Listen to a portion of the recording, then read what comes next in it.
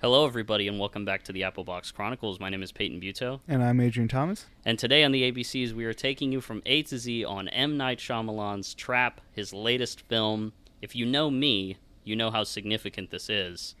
It's my birthday coming up. It's actually tomorrow at the time of recording this.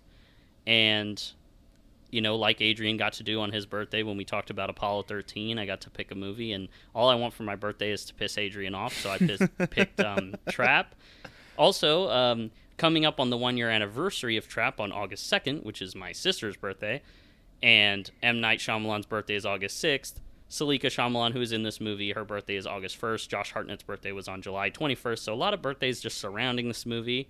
And so it just seems like an opportune time to talk about this film that has somehow taken over my life in the last year, and it's kind of a problem, but yeah, it's pretty fun. For a whole year, you've seen this movie 30 times. I have watched this movie 30 times. The 30th time I watched it was when, and I'm like not talking like bullshit. Like I'm not like this that isn't person, hyperbole. Yeah, the person that's seen Bones and All like 1,000 times, and they, no hate to that person, but you're definitely watching it while you're like folding laundry and doing other things, and you're just putting it on in the background, and then you're like logging it, and that's like kind of performative. And you could argue that I'm doing a bit, that I'm being performative. I saw this shit 20 times in theaters, and then 10 times over the course of the year after that. And it's less than a year, actually. But it's like, no, I actually have sat through this movie 30 times, like start to finish, and actually watched it. And I actually get moved by it still, and I notice things about it still. So I think it's a rather layered movie, a rather deep movie, and that's what we're going to talk about today, is that there are so many ways to watch Trap. There are so many ways to kind of view all the different elements and the characters in the movie. And I think it is exploring many things politically, personally, for the filmmaker, and for me, as a matter of fact. And it's just got like a really fun tone to it. So I love this movie. It's I would say it's one of my 10 favorite films, like ever.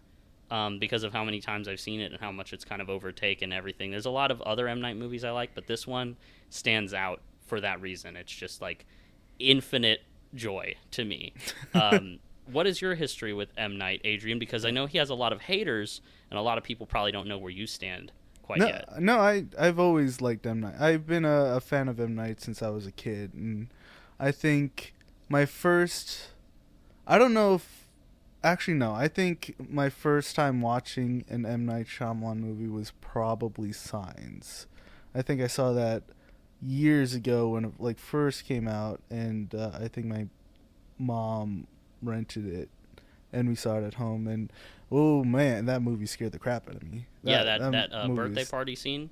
Yeah, that just the whole movie. There's the score for the movie, all of it, like just scared me as a kid a lot.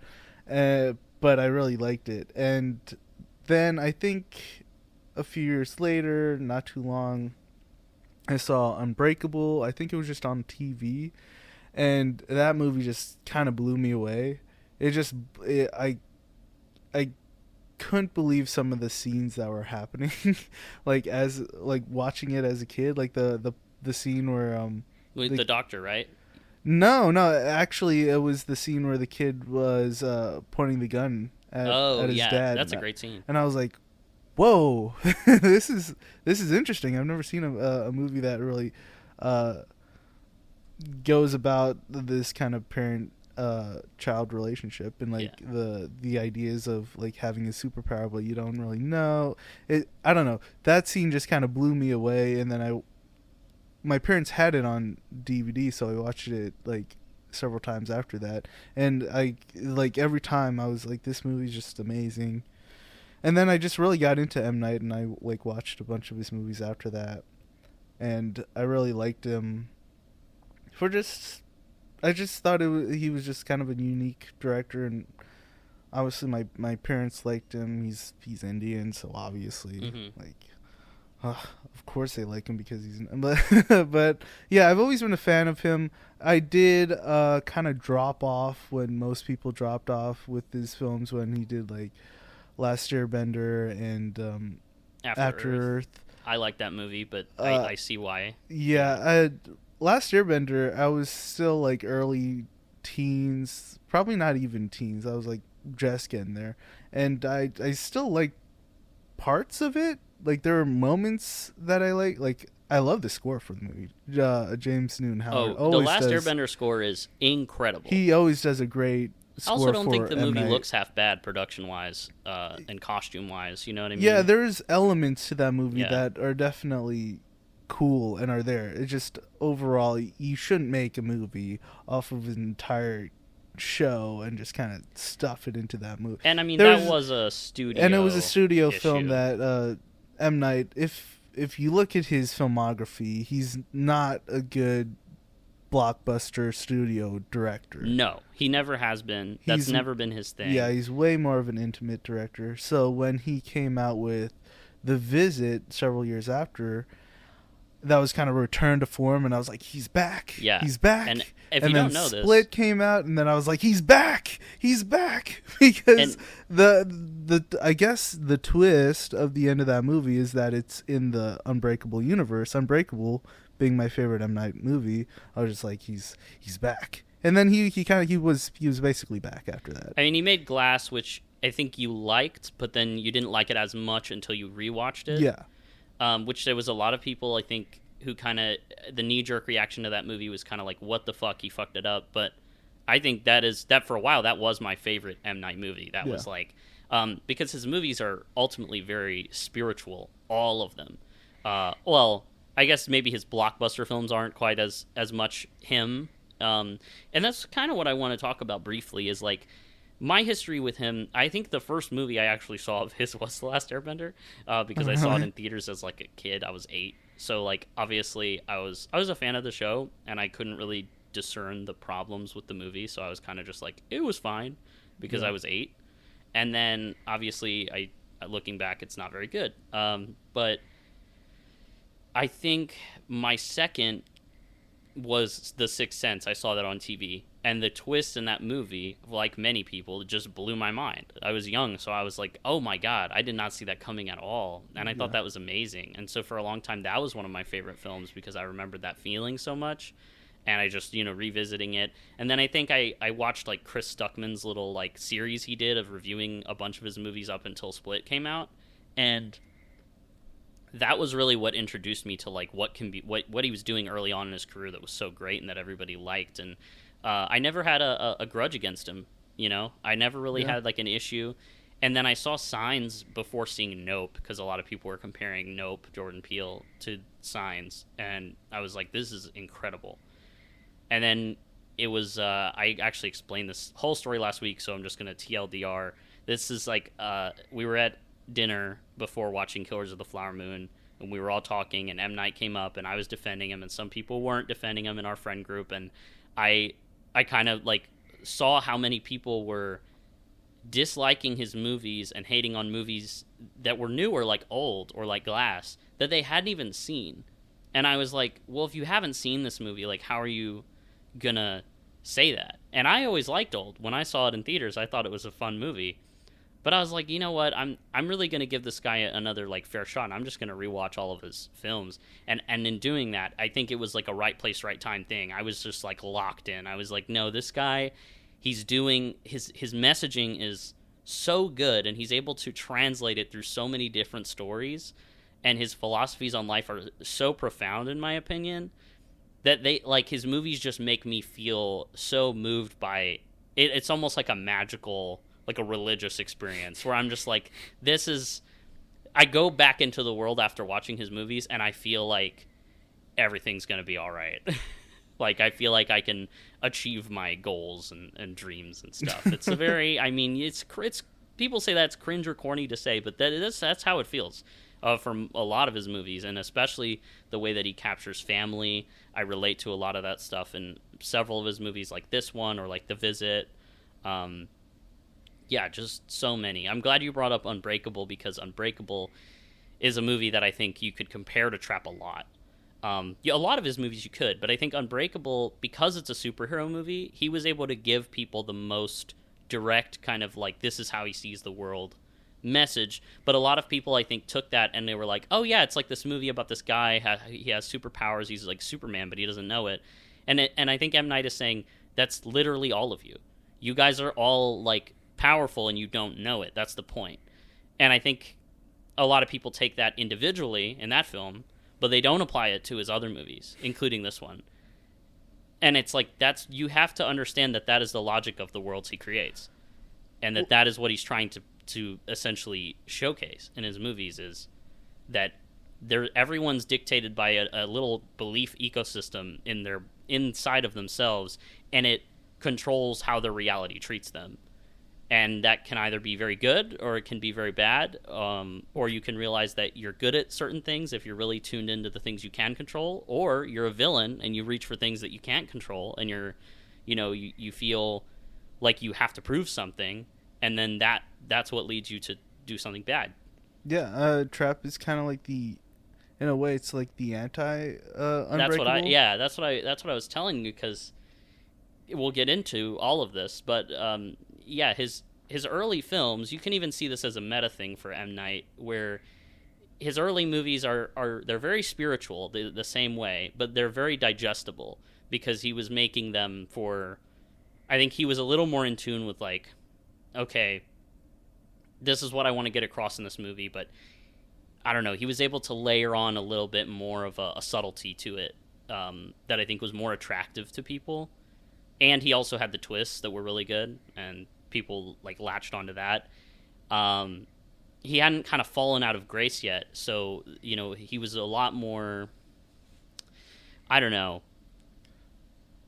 Well, back when he first was making a lot of in his earlier days, like from Sixth Sense onward, I felt like he was kind of in that studio system, but they were then it was more catered towards original stories. Yeah. And I think he kind of knew what people liked and wanted, and so he kind of went in certain directions to kind of appease the audience as well as maybe the studios.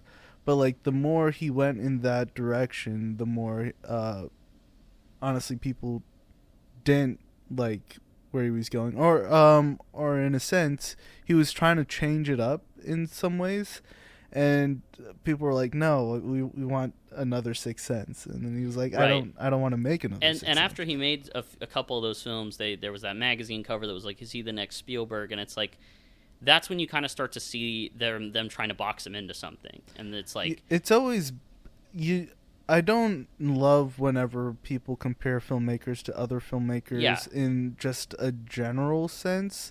Sure, you could compare filmmakers to other filmmakers based on like influence and maybe ways they homage we things. have a series called Dual Directors where we kind of do that.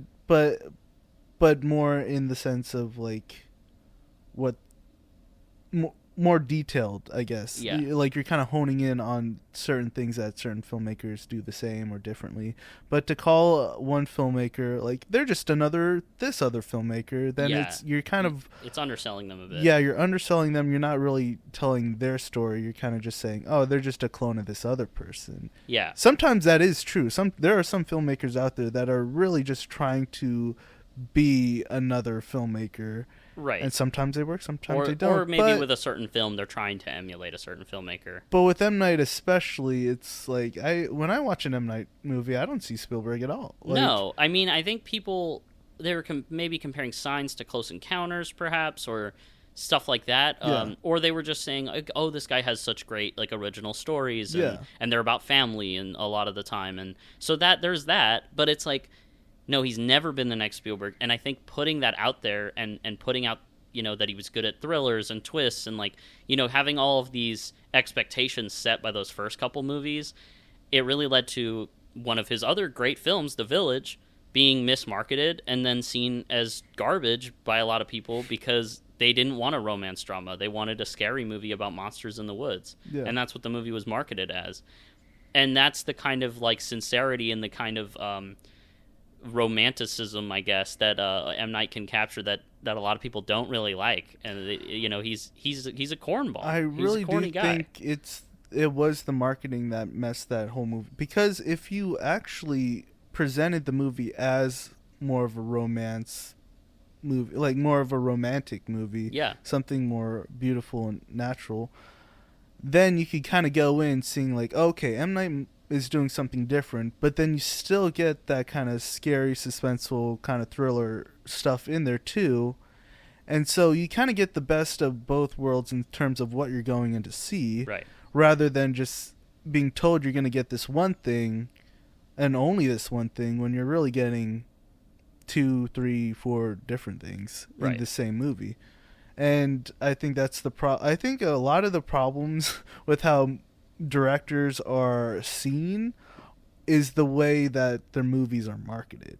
Oh, absolutely. And that can either help a director or it could definitely hurt a director. And I think with M. Night, for like at least 3 or 4 of his films, it was just bad marketing. Right, because they were like I said, they were trying to box him in. So like he makes the Village, it's a romance drama. They're like, oh, it's a thriller, and then he makes The Happening, which I believe is a very funny like satire movie that is kind of like poking. I guess it's satirizing like post 9/11 paranoia. The Village is also a post 9/11 movie as well. We'll talk about the politics of Trap here as well, but then you have. The Happening, and he makes that, and they're like, oh, it's a thriller, and then people are like, why is this so goofy, and they're like, oh, he's an idiot, he doesn't know how people talk in real life. I'm like, that's a foolish thing to say, because you can clearly see that he does understand how people talk in real life. That's the thing. 90% of I don't want to throw out a random statistic, but I think a lot of people that criticize M. Night and that hate him like passionately just because of that middle section of his career literally have not watched interviews with him. They have not watched him talk about his films. They have not looked into his intentions behind his films, and they're just looking to hate on the movie because it wasn't what they expected or what they wanted, or that it's different. Because people who say he doesn't know how people talk, that's stupid, because you can watch his interviews. He's an incredibly well-spoken, nice person. That like you guys act like he's trying to make these movies to like fuck with you guys. It's like, no, he's just making movies that he wants to make. And then of course, after The Happening, or I even totally skipped over Lady in the Water, that he made in the middle, and that was more of a fairy tale kind of a bedtime story, kind of fantasy movie. It's very weird. I can totally understand. I like that movie, but I can totally understand not liking that movie, because that is such a strange film. And I like it because he said, I wanted this to feel like a bedtime story I would tell my children, and I think it absolutely does.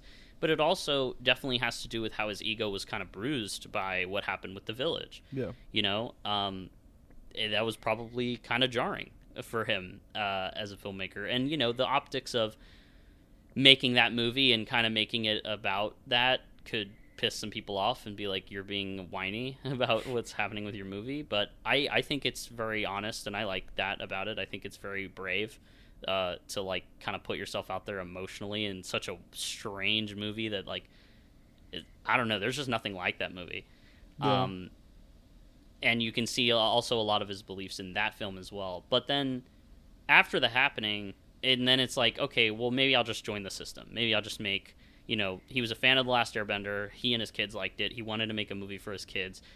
So he finally took a film. Like, he was offered so many blockbusters and franchise films back in the day. Like, he was offered to make Troy, which is like a big epic movie. Yeah. I think he was offered to do Indiana Jones. Right. Yeah. Several movies. And so he takes this one. It's like Last Airbender. Okay. And of course the studio wants to cut it down so they can show it more times in theaters. They cut 30 minutes to last minute transition the film into 3D so it could be shown in 3D. I believe Katara, the actress for Katara in the film, was related to one of the producers, and so he had to use her in the movie. And then because she's white, her brother Sokka has to be white, and now they're criticizing M. Night of whitewashing the film. Just a lot of different things. You're covering a whole season of television in an hour and 40 minutes. Yeah. And so you have this like breakneck pace and this messy ass movie that has so much narration, and the characters are never allowed to breathe, and things are happening too fast. There's some cool parts in the movie, but it is overall a total disaster. And then so that gets completely bombed, and like it made some money, but it got completely panned. Yeah.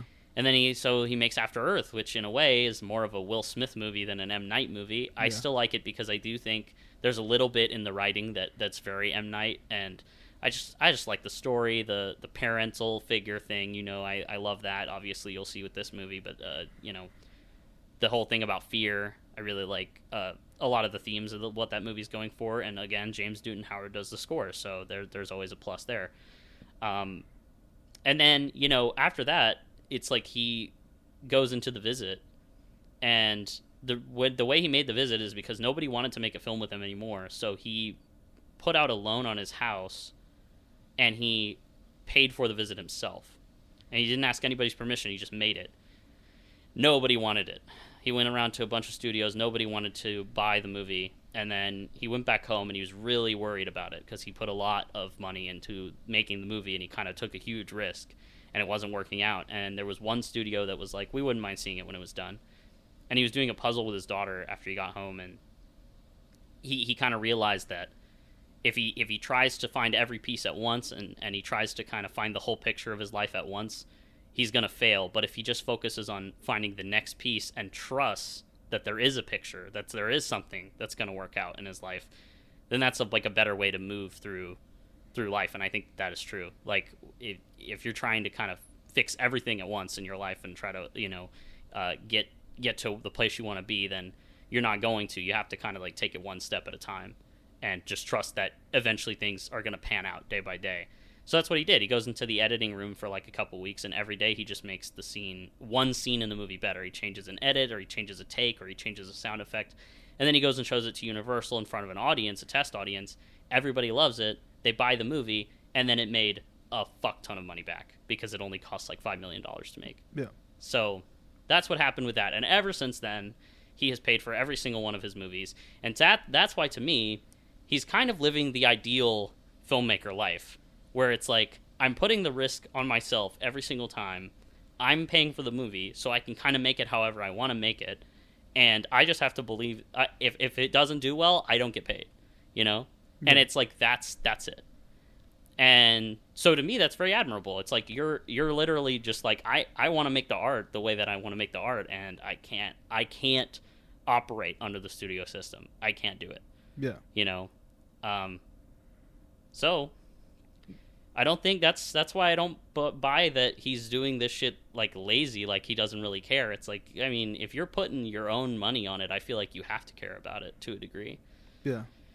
So, his films kind of became a little more stylized in this later period, where he kind of becomes more, I guess, convicted in what he's trying to say thematically. And a lot of people don't really like his dialogue style, and that's why they say he doesn't know how people talk.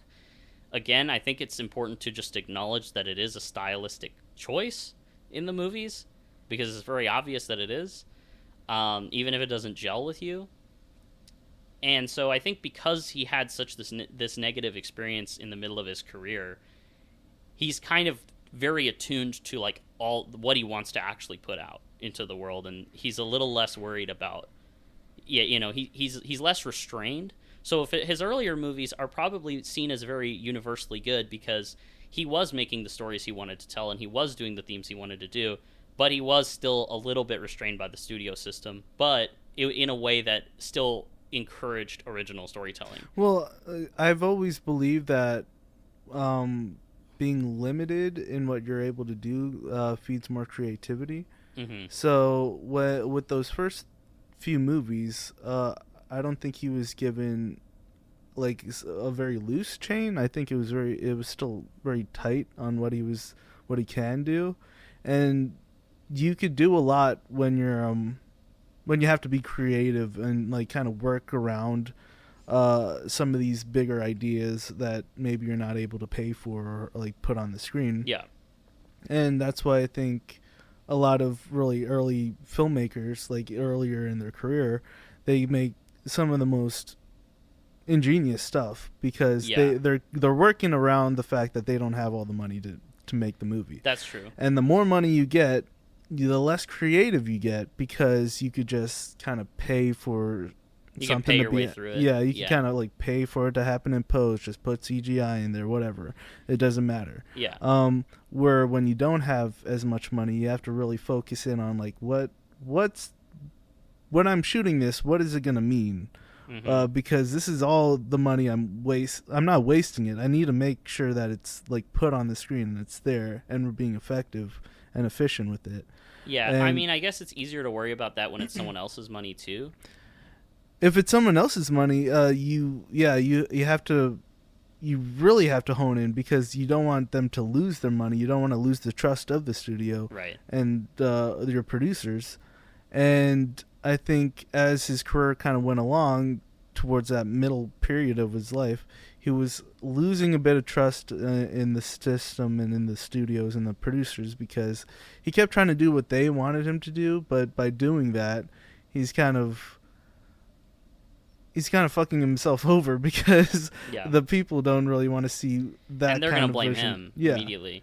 And so by making your own movies and paying for them yourself, you're kind of back into that idea that everything that you're doing has to make sense, has to be efficient, and you have to see it on the screen, or else you're just wasting money. Exactly. And it's like, also he is still making his intimate, low budget, contained films. Yeah. So in a way, he is more limited. Like, I'm sure he puts it like this is like how much I can probably get away with making this movie for. Yeah. And yeah, like you're saying, he kind of has to put everything out in the way that he wants it. And so I just think that here on the podcast, what we like to do is we always like to look at movies through the filmmaker's perspective, because a lot of people aren't doing that.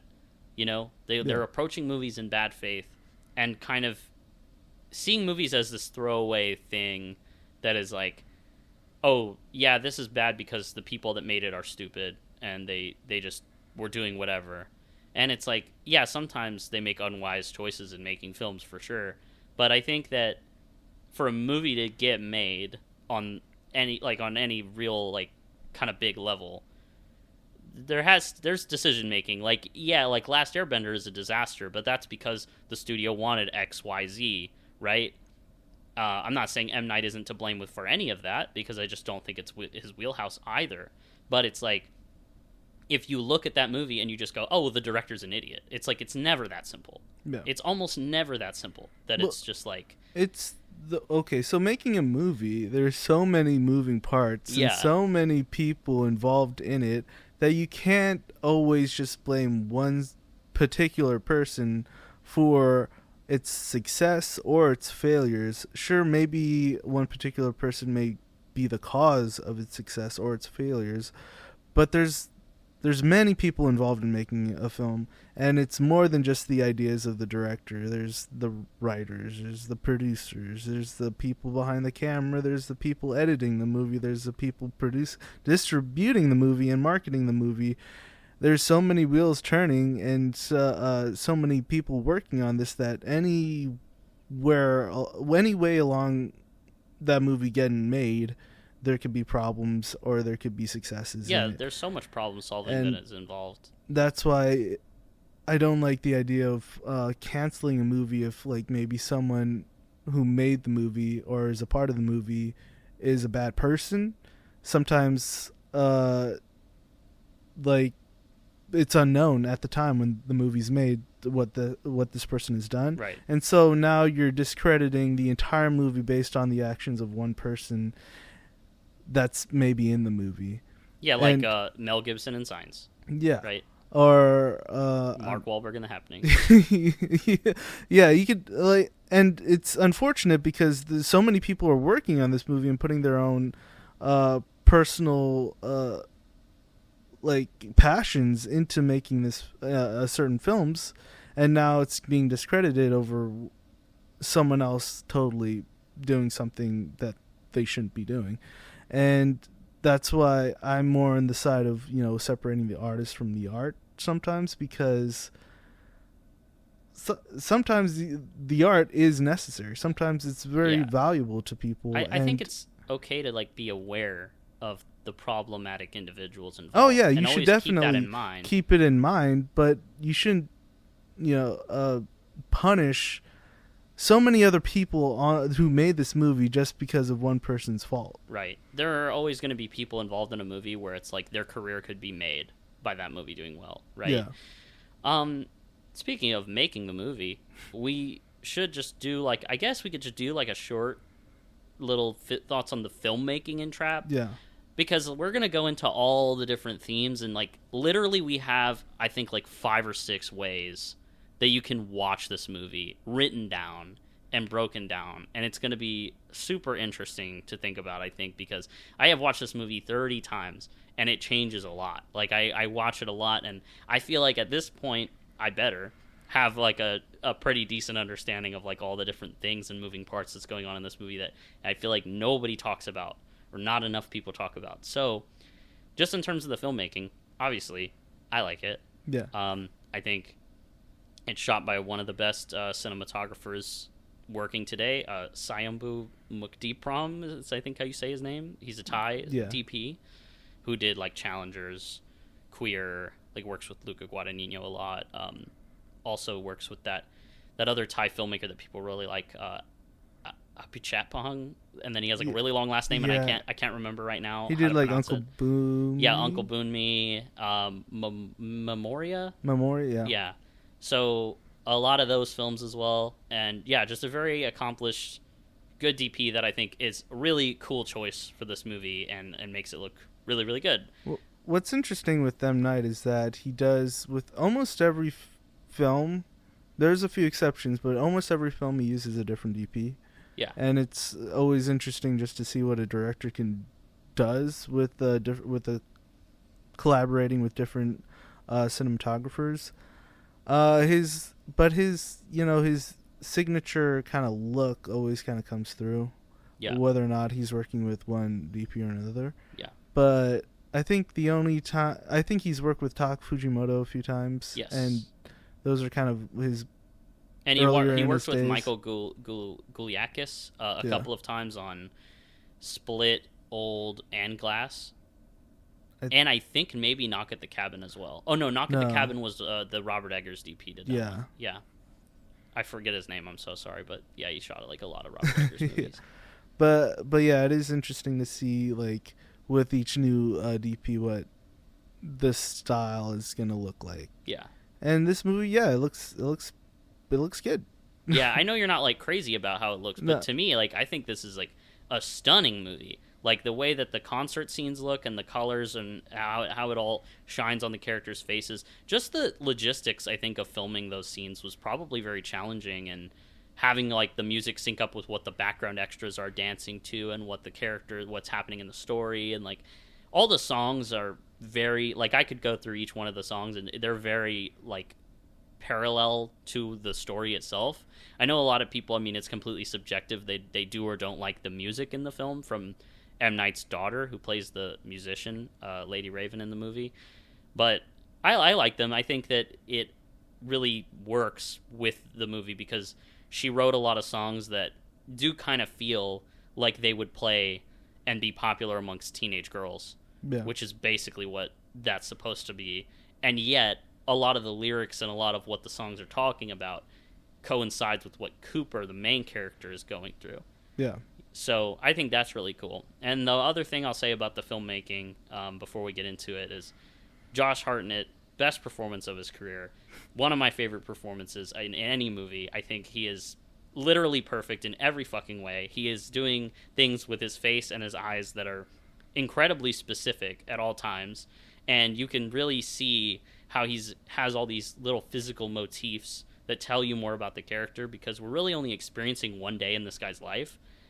And I feel like I understand him a lot through that whole thing. And that also is a credit to the writing as well. But just his performance is like amazing. And the girl who plays his daughter too, Ariel Donahue. One of the better child performances I've seen as of late. Yeah, no, I think Riley's really, really good. Because you have to love her. Yeah, you have to love her, and I do. She really is like honestly, I think she gives the best performance in the movie. That's crazy to say to me. That's actually insane to say to me. But it is a very accomplished performance for such a young actor. Yeah, no. Yeah, I think like she's like I fully believe like her character in that movie. Yeah.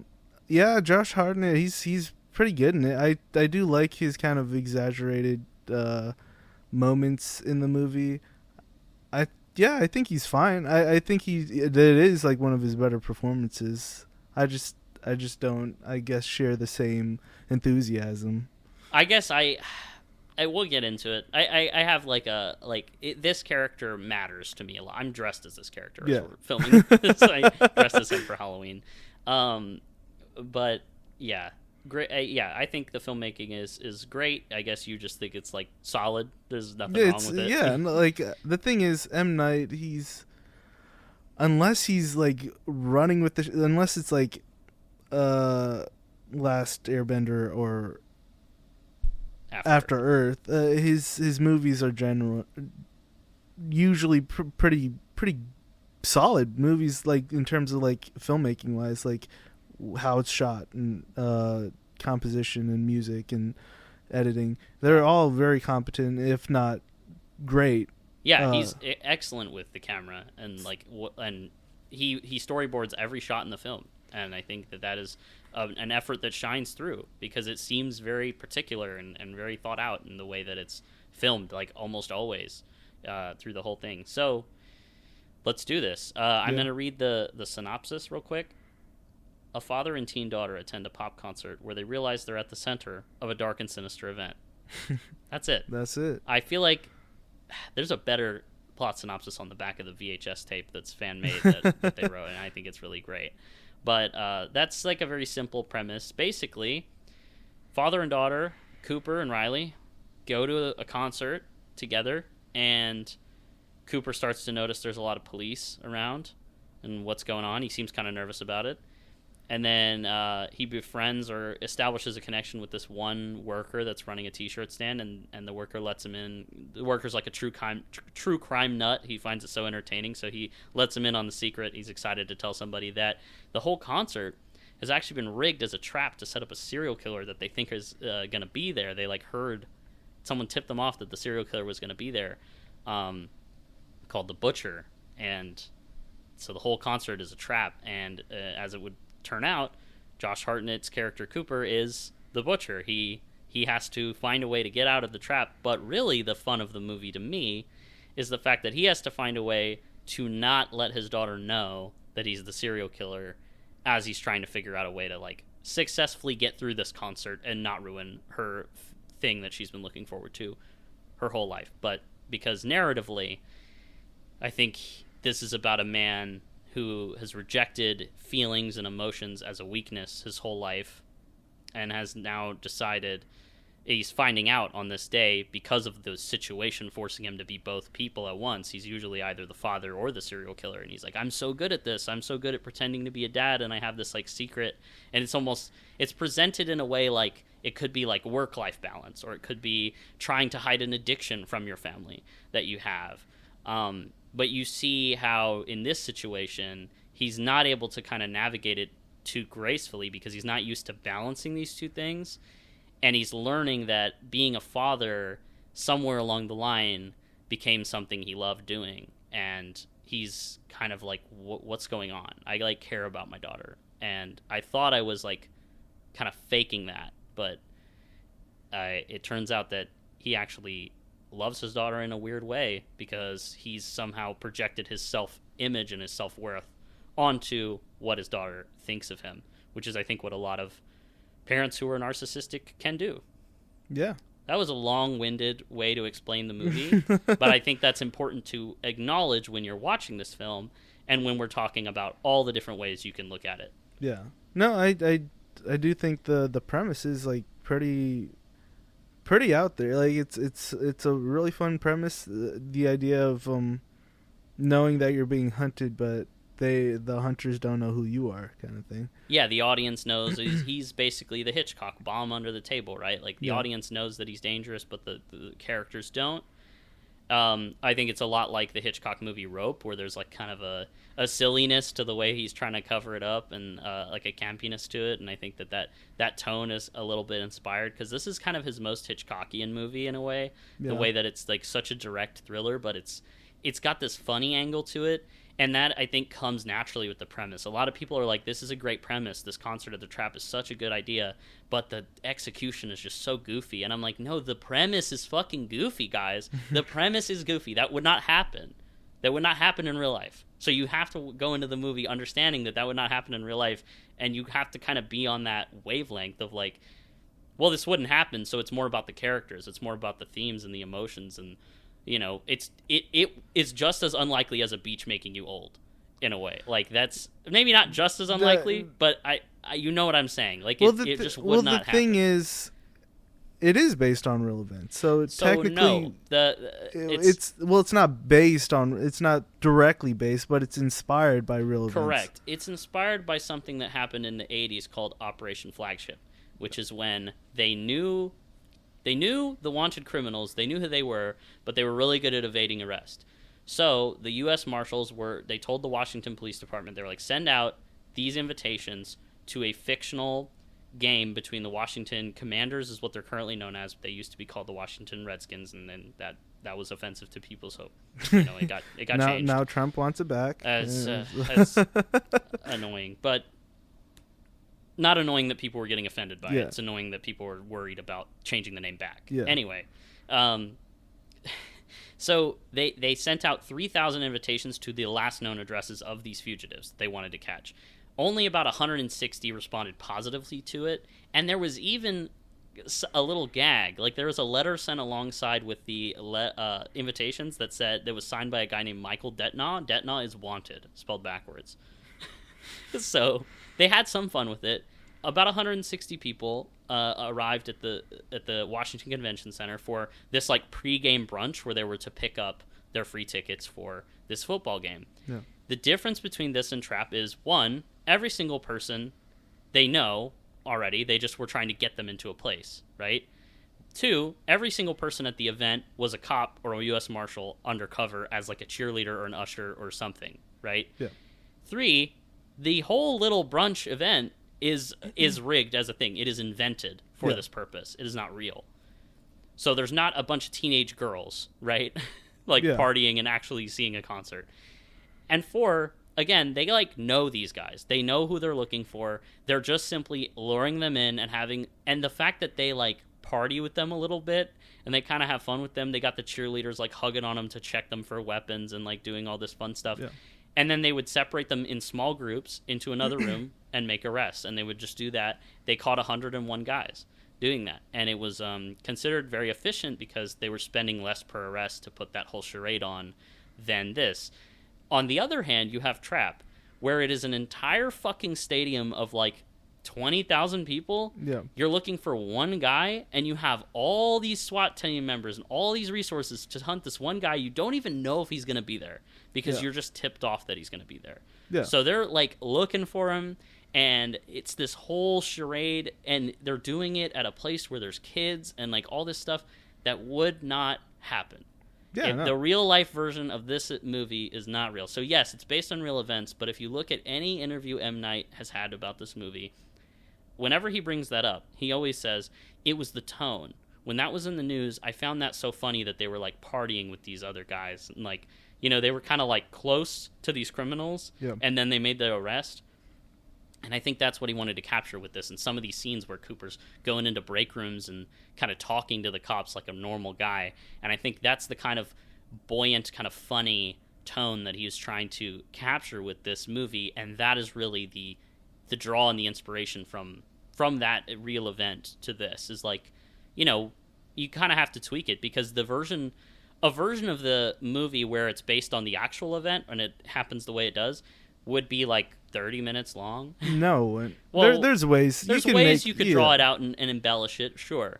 That's not the story he was telling. No. He was telling a father-daughter story through this goofy kind of thriller tone and premise. And I just think if you're going into this movie thinking, yeah, I hope that everything is like super realistic after hearing about that premise, it's like you're setting yourself up for disappointment. You're not vibing with the actual point of the movie. I don't think you're setting yourself up. Again, it's all about marketing. It's true, but even the marketing was rather silly for this movie. Yeah, especially like the second trailer. So the first trailer is about the anxiety of his daughter, and it's about his daughter not knowing. Like, you have that great moment where he's distracted and the daughter's like, Dad, and he's like, oh, I'm sorry, what was that? And then like you have the one of my favorite line deliveries in the film, your daughter's never going to forget today, is in the trailer. It's never been about the cops. It's never been about the sting operation. It's always been about how that sting operation manifests as a representation of the things he's been hiding from his family. And on this one day where I like to sometimes watch the movie and think Cooper he really is trying to get better on this one day. He really is trying to have a day with his daughter where he actually is able to enjoy spending time with her. And he is starting to lean into the fact that he cares about her. He's starting to kind of realize that before we even meet him in the movie. And then suddenly that gets thwarted by the fact that it's this whole setup. And that's what makes him so angry about it, is like, he has to kind of pay for his sins at a certain point. And he can't get out of the situation. And it's like, it's this manifestation of like, you try to do something with your daughter. Well, okay, but you're the things that you're hiding, whether it be the trauma from his childhood and his mother that causes him to do bad things, or the bad things that he's done, or the addiction that he has to it. It's like he says in the movie, "I'll just do this one last one," right? I believe that is what he was thinking when he has that one guy held in the basement that he's checking on constantly. Is I think he was kind of in that kind of addictive mindset where he's like, this is the last one, because I'm starting to get feelings for my daughter, basically. Like, I'm starting to like really feel like I want to be a father. This is the last one. And then of course this happens to him. It's rather sad when you think of it like that. Yeah, I guess it's a little bit sad. It's a little bit like, damn. Obviously, you can't really believe him. He probably wouldn't have realized the error of his ways as much because he's a bit of a narcissist, like I said. But it's like, well, he's a serial killer. He's like that. Like, yes, the idea of him wanting to get better is like, yeah, but he's a serial killer, right? Like, well, so he is but I'm saying he's leaning into the humanity that he's discovering he has throughout the movie. It's a strange kind of humanity. It's not like he's not a normal person, but it is in a way. All serial killers in movies care about something.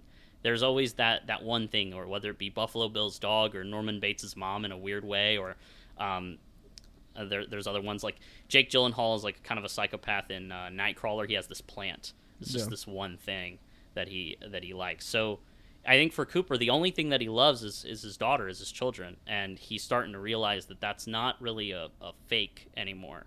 That is kind of that is a real thing, and it's starting to conflict with what he does on the side. Yeah. And I think that's a really great story, and a really great way to like kind of outwardly represent that through the whole trap thing. And I think if you look at it that way, it's way easier to understand everything about the movie. It's way easier to see what he's going for. Yeah. And when we were watching the movie recently, you pointed out that you liked the movie best as a political metaphor. I think this is a very, very political movie that has to do with how Cooper appears as a white man, as a handsome... It's about white privilege. Right, right, exactly. And walking through the world with confidence. It's part of something that fuels his worldview and his belief system, is the fact that he is this guy that the system sees as harmless and as great. And he's a firefighter, and he has all these things about him that outwardly show like, hey, I'm a nice, trustworthy guy. And because he has that, he kind of believes that he can get away with things if he just walks through confidently, and if he doesn't let himself succumb to emotions, because he's able to be anybody that way. He's able to compartmentalize his family and his serial killer life, and he can disguise himself as anybody and get away with just about anything because the system is on his side. Yeah. And I think that is something that's commenting on the dangers of that system. But you kind of had a more metaphorical view on it. Well, yeah, it's kind of like how we see our government today. Yeah. Like Cooper Trap is kind of like the president. We call him Cooper Trap. It's just a fun little way. Yeah. So like a thing we've been calling him Cooper Trap for a year now, because a lot of people online have too. Yeah. It's this thing where like, when a character is the main character of a movie, you just say their name and then the name of the movie. Yeah. So I just naturally say that now whenever I talk about him. That's okay. But Cooper is kind of like the president or the government being corrupt and like doing things under the table that, we don't want to see. Riley, his daughter, is kind of like the people of America or any country, I guess, who are like, they're getting fed this information that is not, they're getting told that like Cooper is like a nice dad, he's like good, he's doing he's a firefighter, he's meant to save people, but underneath he's a serial killer. Underneath, the government's doing corrupt things. They're sending money places. They're just not good. Yeah. Like on the surface. On the surface they're good, but like underneath the surface they're not. The profiler, which is a character in this movie who just kind of knows everything about Cooper but doesn't know who he is. They just kind of know him more on a psychological basis based on his killings of who the person is.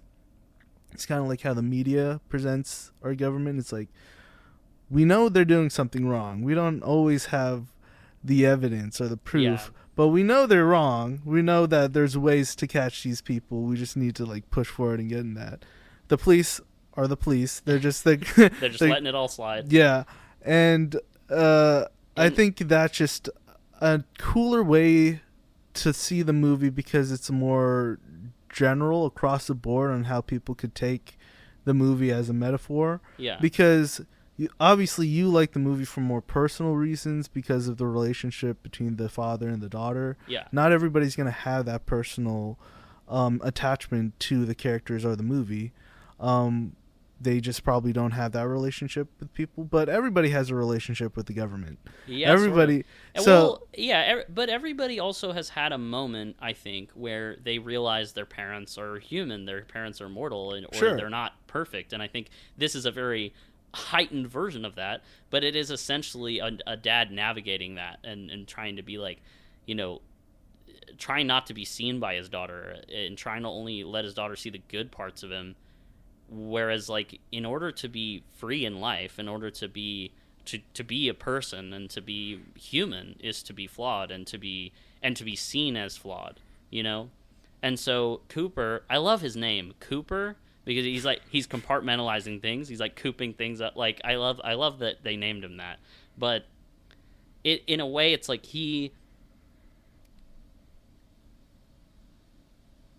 I'm losing track of what I'm thinking. Yeah, no, he doesn't want to be seen for a whole individual. He only wants to be seen in parts because that's that comfort and that kind of like way of like, okay, everybody sees me the way I'm supposed to be seen. Everybody likes me. I'm doing great. And that makes me feel good. And then his serial killing is kind of like the outlet for the fact that he has this, all of this trauma, this unpacked trauma that, he actually kind of hates himself, and he sees himself as a monster because he was like, I don't know, he was given some very awful punishments as a child. It's in a little bit, it's kind of like Split, but he kind of sees himself in this very bad light, but he tries to outwardly make everyone else like him so that he can feel better about himself. And then that kind of manifests into his serial killing, the negative parts, where he literally pieces people apart because I think he has this anger towards society about how everybody is performative, everybody is pretending, and how dare any of you think that you're whole people and let yourself be seen that way, when you're all fake, you're all just like me, right? He's like projecting this anger, and so that's why he cuts people up, but also I think he even explains in the movie it's a way to be seen as a whole person. Like, he's like, even for a moment, it's like these people are seeing the darker parts of me that I don't let anybody else see. And it gives me that peace of mind of knowing that somebody saw that. But I also am never going to let somebody see that and then live afterwards and know about it, And to what you're saying about the politics, in a way you could see Lady Raven, who's kind of his opposite in the movie, as like what she is like an artist, because a lot of art is able to shine light on these issues. Yeah. And she in the movie kind of, she's like Olivia Rodrigo. Yeah. She's just kind of being like, yeah, this is bad. But yeah, but in the movie she has this moment where she talks about her father being, not great and left her when she was 7 and she had to forgive him, and she's trying to teach her, her audience, her fans about forgiveness and about how, you're not defined by that thing that happened to you, that your parents mistreated you. And Cooper cannot understand that because he has never forgiven his mother for what happened to him. He's never had that moment of release, and like, so he's the only one in the audience that doesn't respond to that because everyone turns on their flashlights signifying that they've forgiven somebody in their life. Well, And I think he also doesn't. just sees that as being performative as well. Right. He does. He does see that as being performative, but he also kind of sees it as weird. He doesn't. He's like, I don't. What are you guys doing? You know. In a weird way, it others him from the rest of the people in like humanity, because you see this great shot of him. You know, there's all these shining lights around him, and he's the one dark spot. It's like it points him out in an inverse way. Yeah. You know, where instead of being the one person like shining and blinking and being like, "Hey, I'm right here," you know, the one guy they're looking for is the one not putting up his phone. Yeah. Yeah.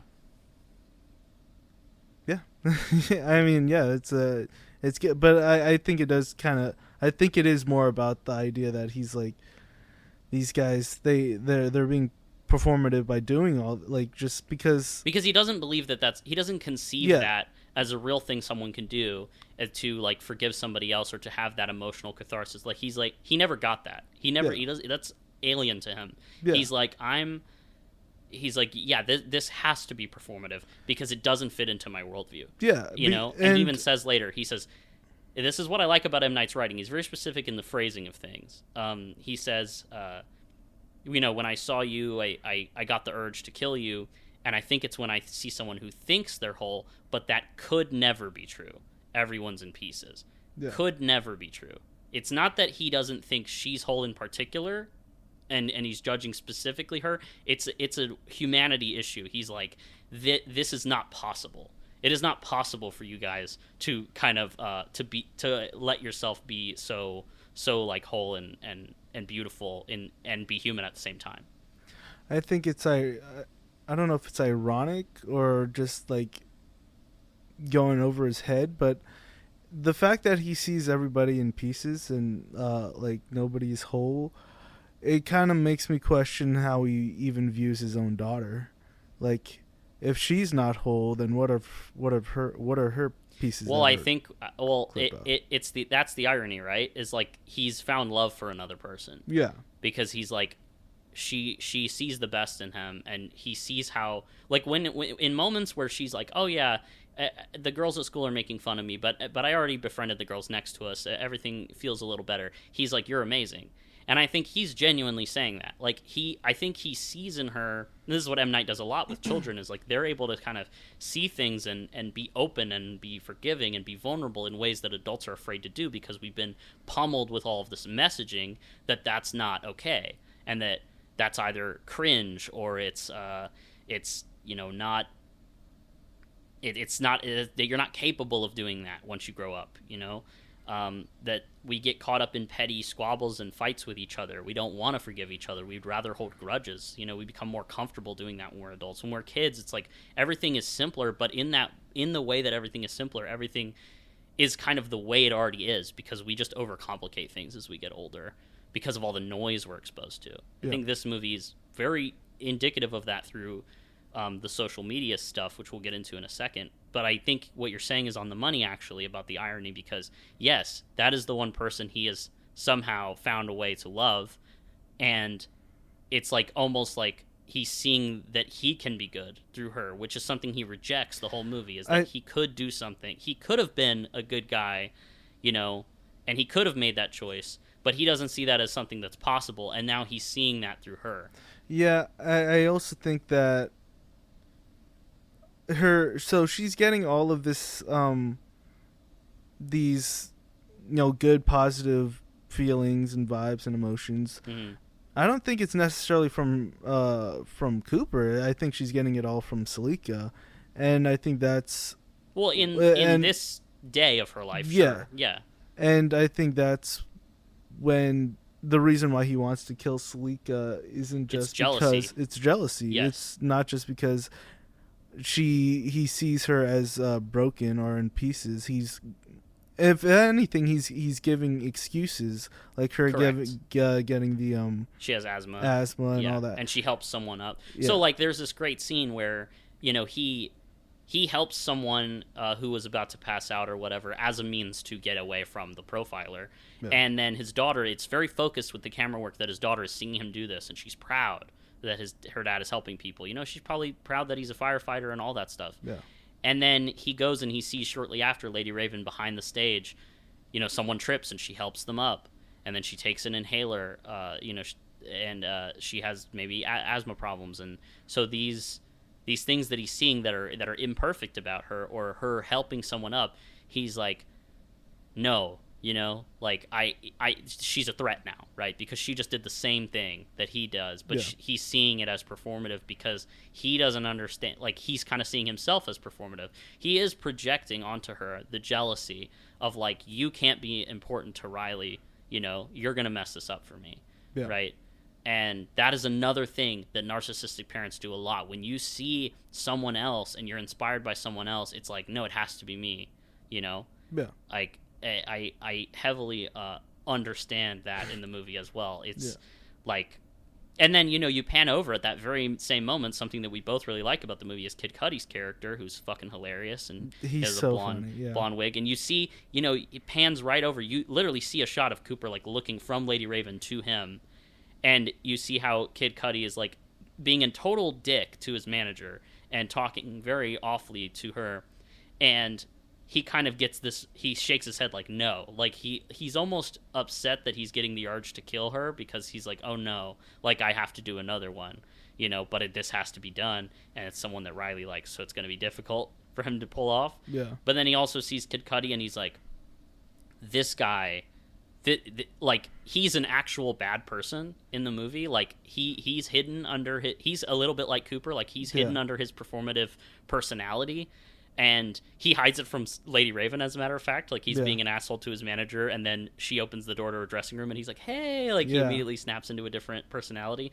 So I think Cooper is he's connecting those two. He's incorrect about it, because Lady Raven is exposed to be an actual good person, which is, again, something he can't conceive. But he's kind of seeing them both together. He's seeing how Lady Raven's helping people and how Kid Cudi treats his manager, and he's like, so you are like him, but you're pretending to be better than you are. And you both are. And he's clumping them together because they're kind of the same trade, There's a scene where Kid Cudi looks at Cooper, and it's kind of funny because it kind of looks like he's kind of looking at him in a flirty kind of way. But I think it might be the only scene in which two performative people are looking at each other. Game recognizing game. Yeah, in a way. That's a great observation that I never made. That's the thing. Even the silly parts, they have something to them in M. Night movies. They have something going on. So let's also talk about, speaking of performance, the social media interpretation of the film. This is not really a whole interpretation that changes the whole movie, but this is a layer of the movie that you can clearly, it's clear as day that this is an intended thematic element in the movie that a lot of people, again, they think this movie is pointless and stupid and they overlook it. So the movie heavily relies on this idea that everyone is distracted in society, that everyone's on their phones, they're paying attention to the pop star, but most importantly, they're, like, trying to film it, they're trying to get a shot of her, they're, like, constantly taking selfies in the background. There's actually a funny part where Cooper's, like, looking at some cops, and you see these people behind him, and it looks like they're filming him for a second, and then it's you realize they're actually taking a selfie, and the camera's facing the other way. And so I think that is a good way to illustrate what's going on. When the concert starts, you get these establishing shots for, like, the language of the movie, which is that everyone's distracted. You see him looking around, you see him kind of curiously peering at everybody in the crowd, seeing how they're all just on their phones, they're all just looking at her. What's so great about her? Like, what's going on? And I think that's important in the movie. A lot of people say, oh, that scene's just to promote M. Night's daughter's music. And I'm like, no, like, there's no scene in this movie that's just for his daughter's music, and that's it. And it's just playing her music, and that's all you're getting. No, there's always a story being told. And that's, he's looking at everybody. And throughout the film, if you keep that in mind, a lot of the things he's doing, like pushing people down the stairs or sneaking his way out of a limousine later in the movie, there's all these established moments of people are so distracted by the pop star that the serial killer can get away. And I think it's commenting a little bit on idolization, or a little bit on just that distraction element, because it's very true. A lot of people go to Walmarts and go to stores, and they pull these pranks where they're like, hey, daily reminder of free will. You can just walk into a Walmart break room and pretend you work there, and it'll take a long time before they even notice that you don't work there, because they're not worried about you. Like, Yeah. you're watching this movie and you're following Cooper because he's the main character. But if you really think about it and you really think about how this would go, like, in a packed stadium, nobody's seeing you. Like, you're invisible. This one guy is invisible. Especially for Cooper, who's this, like white male kind of father figure. Yeah. People aren't going to look in his direction because he just kind of fits in. Like, he looks trusting. He looks like he could help you out. He actually has a 100% merino wool sweater that I'm currently wearing, and I believe that that's to indicate that he is a wolf in sheep's clothing. That might be an overreach on my part, but I think it's kind of funny. Yeah. But and I think that's part of, like, another thing where where the movie's kind of talking about privilege in that sense, because there's a lot of things that he gets away with in this movie that, to me, to a lot of people, are kind of ridiculous. Obviously, they're meant to be ridiculous, like, it's a thing that M. Night's trying to do. Yeah. But he gets away with some crazy stuff just based on, like, the fact that he can. And he's lucky, which I think is important. I think so this is a Hitchcockian film in concept. Yeah. But in execution, you have to understand this is still an M. Night auteur-driven movie where he is doing his, he's doing his kind of kind of a, what's the word, stilted kind of a tone to it, and he's doing his sense of humor. Everything is theme based. So when he's getting away with all these things out of luck, like, things are literally working out for him in certain situations. Like, for example, he is able to sneak behind the counter of and these things are obfuscated as well, because I think they're meant to show that, like, you wouldn't see this if you were one of these people distracted in the stadium. Yeah. And you could see it as very cheap, but I think that it's just the language of the movie. It's just the themes of the movie. Is like, you see this guy take an apron and put it on, and it's an employee apron, and, I think a lot of people discredit how much he is actually being smart in these situations. Like, when, he blows up the oil behind the counter of a like a burger and fries kind of like place at the stadium, and that distracts the police that are guarding the roof exit, and he goes over up to the roof to try and see if that's a way out. He puts on an apron. Why does he do that? Well, he puts on an apron because if there's cops up there, he has this whole performance that he's able to pull out where he's like, oh, I'm so sorry, like, I just needed some air, like, this thing happened and it was so disturbing, like, a friend got burned. Like, the way he says it is so funny.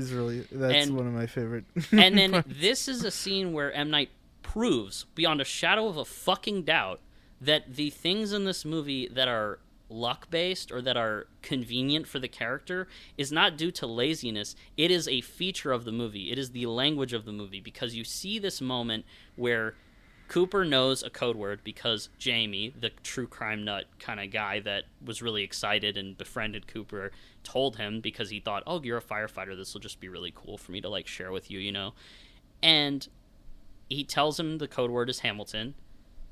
SWAT team members on the roof ask him what the code word is. He knows it, right? No problem. So he could just walk back in there and it'd be no issue. But then M. Night adds another layer onto that and says, well, do you have the card that we gave to all the employees at the presentation before the concert? And he's like, oh yeah. And he literally, in the pocket of the apron that he took, happens to be an employee's wallet, which has the card in it. That is something so clearly illustrating that the way this man views reality and the way this man views his life, of how everything is easier when you don't feel emotions. If I walk through things confidently, the system is on my side, the world is on my side, I can do this, I can get out of this. I'm in control. That's something he constantly says, and he constantly is proven not to be in the second half of the movie. But for this moment in the movie, he is still in control. There's a clear delineation between when he is and isn't. And we'll get into that later. I think it just kind of confirms to himself that he's basically invincible. Well, I think like I think that was confirmed, if not before this day in his life. It was confirmed earlier when Jamie, like, hands him a box cutter. Well, I think for the audience, I think it's also just, like, kind of a confirmation as the character that, he could kind of just get away with this stuff. Yeah. And that's why he gets so frustrated in the second half of the movie when things just aren't going his way. Yes, and I think that is not only subtextual to like the whole themes of social media and being seen as your whole self, but it's also metatextual to M. Night, which we'll get into as well. The thing about it is that Cooper, yes, you're right, that's to prove to the audience that he's like in a way invincible, and that is, I think, why that is the very last thing that happens before he makes the ultimate move of weaponizing his daughter, and then the movie changes after that. So you kind of get this gradual situational increase in like, oh, he's working through these situations, he's kind of smart, he's being confident, and then it peaks in that movement on the rooftop where it's like, oh, this dude's literally invincible, and then he just gets, after that moment, it just crumbles for him. And I think that is the structure of the character. So yeah, and the last thing I want to say about social media is that to get out of the concert, he tells Lady Raven who he is, and he says, because the only way to get out is if you're with her group in her limousine. Yeah. So he tells her who he is, and she agrees to let him ride in the limousine because he threatens that he is going to kill a guy remotely through carbon monoxide poisoning that he has held, that we've seen earlier in the movie, on his phone. And he can just remotely activate something that will kill this guy, right? He's like, I can do it like calling an Uber. And then later in the film, you see how she is able to use her power as a connected individual, as someone who is seen by everyone and whose pain is known by people and who relates to people. And she's able to use that to, in a matter of minutes or seconds, just go on Instagram Live and kind of, get people to find that guy and get him out. And so it's showing the kind of good and bad of like having this person you're connected to that you might not even know through social media, and the way that we can work together through this web of interconnectivity that we've been given by our society, inventing it. And we can do good with that, and we can do absolute evil with that. And it is a choice that you can use your platform and your voice for good, or you can use it for bad. And a lot of people use it for bad, like spreading misinformation, or that gets people hurt, or creating little cults, And I think that it's just the kind of good and bad of our interconnected society where we're so connected, but we're not. It's like Cooper says at the beginning of the movie. He's like, yeah, it must be hard seeing what everyone's doing all the time. You kids are all so connected, even when you're not close together. Again, another thing with the people being performative, like that's with social media. He thinks that people can be very performative with what they're doing on social media. That's like them taking videos of the show and everything. Mm-hmm. And I think he just sees the negative in that aspect, which is but he sees valid. He sees how he can use it for himself too. But yeah, he's all about being like, I'm better than the rest of you guys because I don't feel feelings. I could be anybody, and I don't have the limitations that you have, in that way. And he's essentially proven by the end of the movie that someone can be more powerful than him and overpower him through the opposite of what he's been trying to do. Yeah. And I think that's rather nuanced in a way that it explores social media. It's not just showing something is bad or good, it's showing both. And it's rather inspiring for me. I actually, after watching this movie, so I have a TikTok page, and that's my main, I make little content on there, and it's not lost on me that inherently by doing that is a performance, right? And that is something that this is a performance, right here. And that is something that I want to do and that I love doing, and I find it to be a very nice like outlet of creativity and expression and like all that stuff. But I have an Instagram page too, and I have family and my girlfriend's family and people that follow me on that Instagram page that for a long time, coworkers too, for a long time that I was like, I can't let them see this. I can't let them see what I'm making. I was treating this very harmless, fucking trivial thing, maybe not trivial, I don't want to like say that it's stupid or anything, but this very harmless thing that I was doing to basically just have an expression and have a community as like a murder, as like I can't let them see this because that's so embarrassing, and that would make them see a different side of me, and it would change how they view me, right? Yeah. And after watching this movie, I realized that is more Cooper than it is Lady Raven, and I need to be more like Lady Raven. And I do share that stuff now. And it's so crazy because, I received a bit of advice from someone who does the same thing. Last year at a festival, they said, they told me something their friend had told them, which is, you will know when you are proud enough of your work to share it with your family. And I think that is good for some people. But for me, I don't think that personally is a good instinct for me, because I think for me, what I need to do is I'm never going to feel ready. And I need to take the leap blindly and be like, whatever happens, happens. Yeah. Because this is part of who I am. This is something I do.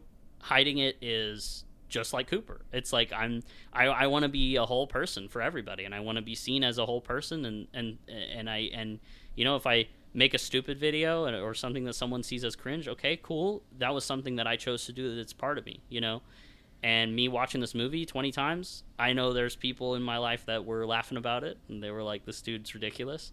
It is a little ridiculous, but I'm ridiculous. I'm excessive. I watch movies several times. I've seen Eddington 5 times. It just came out like last week. So this is just what I love to do. I love to rewatch movies, and I have this rotation. It's not, it gets in the way. Sometimes I have to really fight that instinct and be like, no, I need to broaden my horizons. I need to watch some more, to really learn more stuff. But yeah, this movie kind of showed me that it's like, you know what, you're gonna have weird stuff that you're doing, or stuff that you think is like is othering, but it's not. You can just be a whole person. You're not a serial killer. You know what I mean? Like, it feels like you are, but you're not. Yeah. People have these like unique hobbies or that are niche, or they're really into something very particular that most people probably aren't, and they could be kind of afraid to really showcase that part of themselves to the world because they don't know how people will react to it. But I feel like if you're honest about it, and you're just like kind of forward about like what you're really into and what you like, you could gain friends by people. That's how you create real relationships. Well, by people who maybe you never thought would have the same interests that you have, or you could also, in a way, you could eliminate the people that you don't need in your life, who would just not by actually killing them. No, not by a serial killer. Yeah. But you could kind of see like how people respond to who you actually are. And if they respond negatively, you don't have to have that person in your life. You don't have to have any feelings towards that person in a high or negative light, because you could just be like, I don't care what they think. They could think all they want about a certain thing. It doesn't really matter, because I'm happy doing what I'm doing. Yeah. And I think that's fine for people to have their little thing, their little hobby that they really like, because I think unless it's murder. But that's the thing, is I think this movie, if you look at it metaphorically, it feels like murder. Yeah. That's how it feels when you're scared to show it to people. Yeah. Like even with this podcast, it was the same thing. It was like, how am I gonna put this out in the world? Like, this is like the most I've been on, I think, any social media. Like, I don't post anything about myself on anything. Yeah. It's very rare. So even doing this, which not a lot of people are going to see at the moment, hopefully will grow to where many people will watch our stuff. But even with the small amount of views and the small group of people that do watch and like listen to our podcast, it is more revealing of myself than I've ever put out ever before. And in a way, it often seems like a scary thing to do, and it's a leap to take, because in the social media occupied kind of world that we live in, it's very easy to just hide. Yeah, it's very easy. And then I hear about people that I know who are like, yeah, I've listened to your podcast, it's great. And it's like, oh, I never thought you would. But I never thought you would like it. Exactly. Yeah. It's like often you'll get more support than you think. Yeah. It is better. It is harder at first to be authentic in the world and to put yourself out there, but life is better when you do. I believe that wholeheartedly. The world needs more people like that. If I think, and I know it might not seem as big of a problem, but I think that a lot of bad things and a lot of bad people in the world, like Cooper, who's a serial killer, a lot of those things are caused by people not having not creating, not having something to put themselves out there, not, kind of just developing the belief that they're not worthy to be seen. They don't have anything to contribute. They have no purpose, and they're not good at anything. And so then they're just like, well, I could be good at being the bad guy, right? Like, it's the same thing with Elijah in Unbreakable, right? He's like, no. I've lived this whole life of pain and suffering, and I've been through so much with my, bone condition. I have to have some kind of purpose. There has to be a reason I was put on this earth in this way of just constantly suffering, even if I'm the villain of the story. You see how he has this catharsis over being the villain in David Dunn's story, because he's like, I finally know who I am because of you, because you're the hero. I know I'm the bad guy. So he's kind of crazy in that way, and he does bad things, but there is a deflating kind of sadness to the last thing in that movie, which is Elijah Price is now in a institution for the criminally insane. Yeah. And it's like, but he's not as insane as they make. Like, part of the insanity is the fact that he believed in something bigger than himself, but he was right. He was right about David. Yeah. Even if he did bad things to achieve that goal, he was right about it. And by the end of Glass, you can see how, in a way, he becomes a hero after all, because he kind of puts out into the world, like, you guys could all be the same. It's not just these three people. Yeah. It's everyone. And I think that's what M. Night was trying to do with those movies, is he's trying to get people with all of his movies to understand that, no, it's not like you can be incredibly powerful. You are incredibly powerful, and you're good at something, and you just have to focus on what you are in control of at the present moment. Because if you reach for stuff that's outside of your control, like how people see you, how people respond to your art, and all that, then of course you're gonna feel like weak, because that's not in your control. That's not something you're supposed to control. Yeah. You're only in control of what you create. The rest is up to the rest of the world, and you can't do anything about that. So you have to just do what you believe authentically to be the truest version of yourself, and that is where your power lies. Because a lot of bad people that are hurting the world right now, I know that they're like Cooper. They want to control things that they can't control, and it makes them upset when they can't. In a way, like you were saying with the political metaphor in the film, that is like a narcissistic parent. Like our government's kind of like a narcissistic parent. Like we have to control all this stuff. Like they want to control people's like identities and things that don't ultimately matter, but are threatening to them for some insecure kind of reason. And just like Cooper seeing Lady Raven behind the stage as well, it's feeling that jealousy, feeling like, no, you guys can't have community. Like, what am I? I've been living my whole life believing that's not a thing. I can't let that exist. I can't let that prove me wrong. Yeah. And I guess that's kind of social media. We also talked about performance. We went through performance and privilege. I think we could just talk about how this is basically a meta M. Night movie in a way. I do want to say one thing, and that is that because this is in the movie and it's something that supports the theme of performance, Cooper's wife, Rachel, mentions in an offhanded kind of way, she's a theater teacher. Yeah. Everyone in this movie has something to do with being performative. Yeah. And I think that's really cool. But yes, let's talk about the M. Night meta angle of the movie, because this is something I said to you before it came out. I said, this is going to be a movie about his anxiety of putting his daughter into his movie and feeling like he lured her into a trap that was designed for him because of how his films have been panned in the past and how he's kind of seen by half the people as like bad. Yeah. And people are going to make fun of her. And he was proven right, because people have made fun of her in this movie. I know you are not a fan of her acting performance. I think she's fine in the movie. I don't think she's exceptional, because she's acting for the first time, but I think in a way her performance, to me, I forgive it, because I don't want to say forgive it. I never thought it was bad, but I see how it could, like the intention behind it, because in every scene in the movie, and she represents the beauty of performance and the authenticity that can come out of a performance of expression and in an artistic way. she is performing in almost every scene. Like when she's talking to Cooper and Riley backstage, she's performing for Riley. She's like upbeat. She's like, "Oh, BRB," like, you know what I mean? Yeah. When she's talking to Cooper, she's being kind of cordial. She's like, "Oh, what? I don't understand. What do you mean carbon monoxide?" you know? Yeah. And then she's silent for the rest of that scene. And then when she's in the limo, she's talking in a way that's safe for Riley. When she's at the house, she's kind of acting like, you know, happy and friendly towards Rachel, but really she's trying to give her information. When she's in the limo, or when she's in the car with Cooper, that is her performing. She is playing a character that isn't an actor, that is acting and kind of failing at it. Yeah. Trying to pretend to be Cooper's mom to kind of appeal to his traumas and get him to stop what he's doing. And then, you know, later in the movie when she's in the limousine, there's a couple lines where she's just like, "Help me," you know? So everything she does in the movie is kind of acting in a way to achieve a certain goal that's under the surface.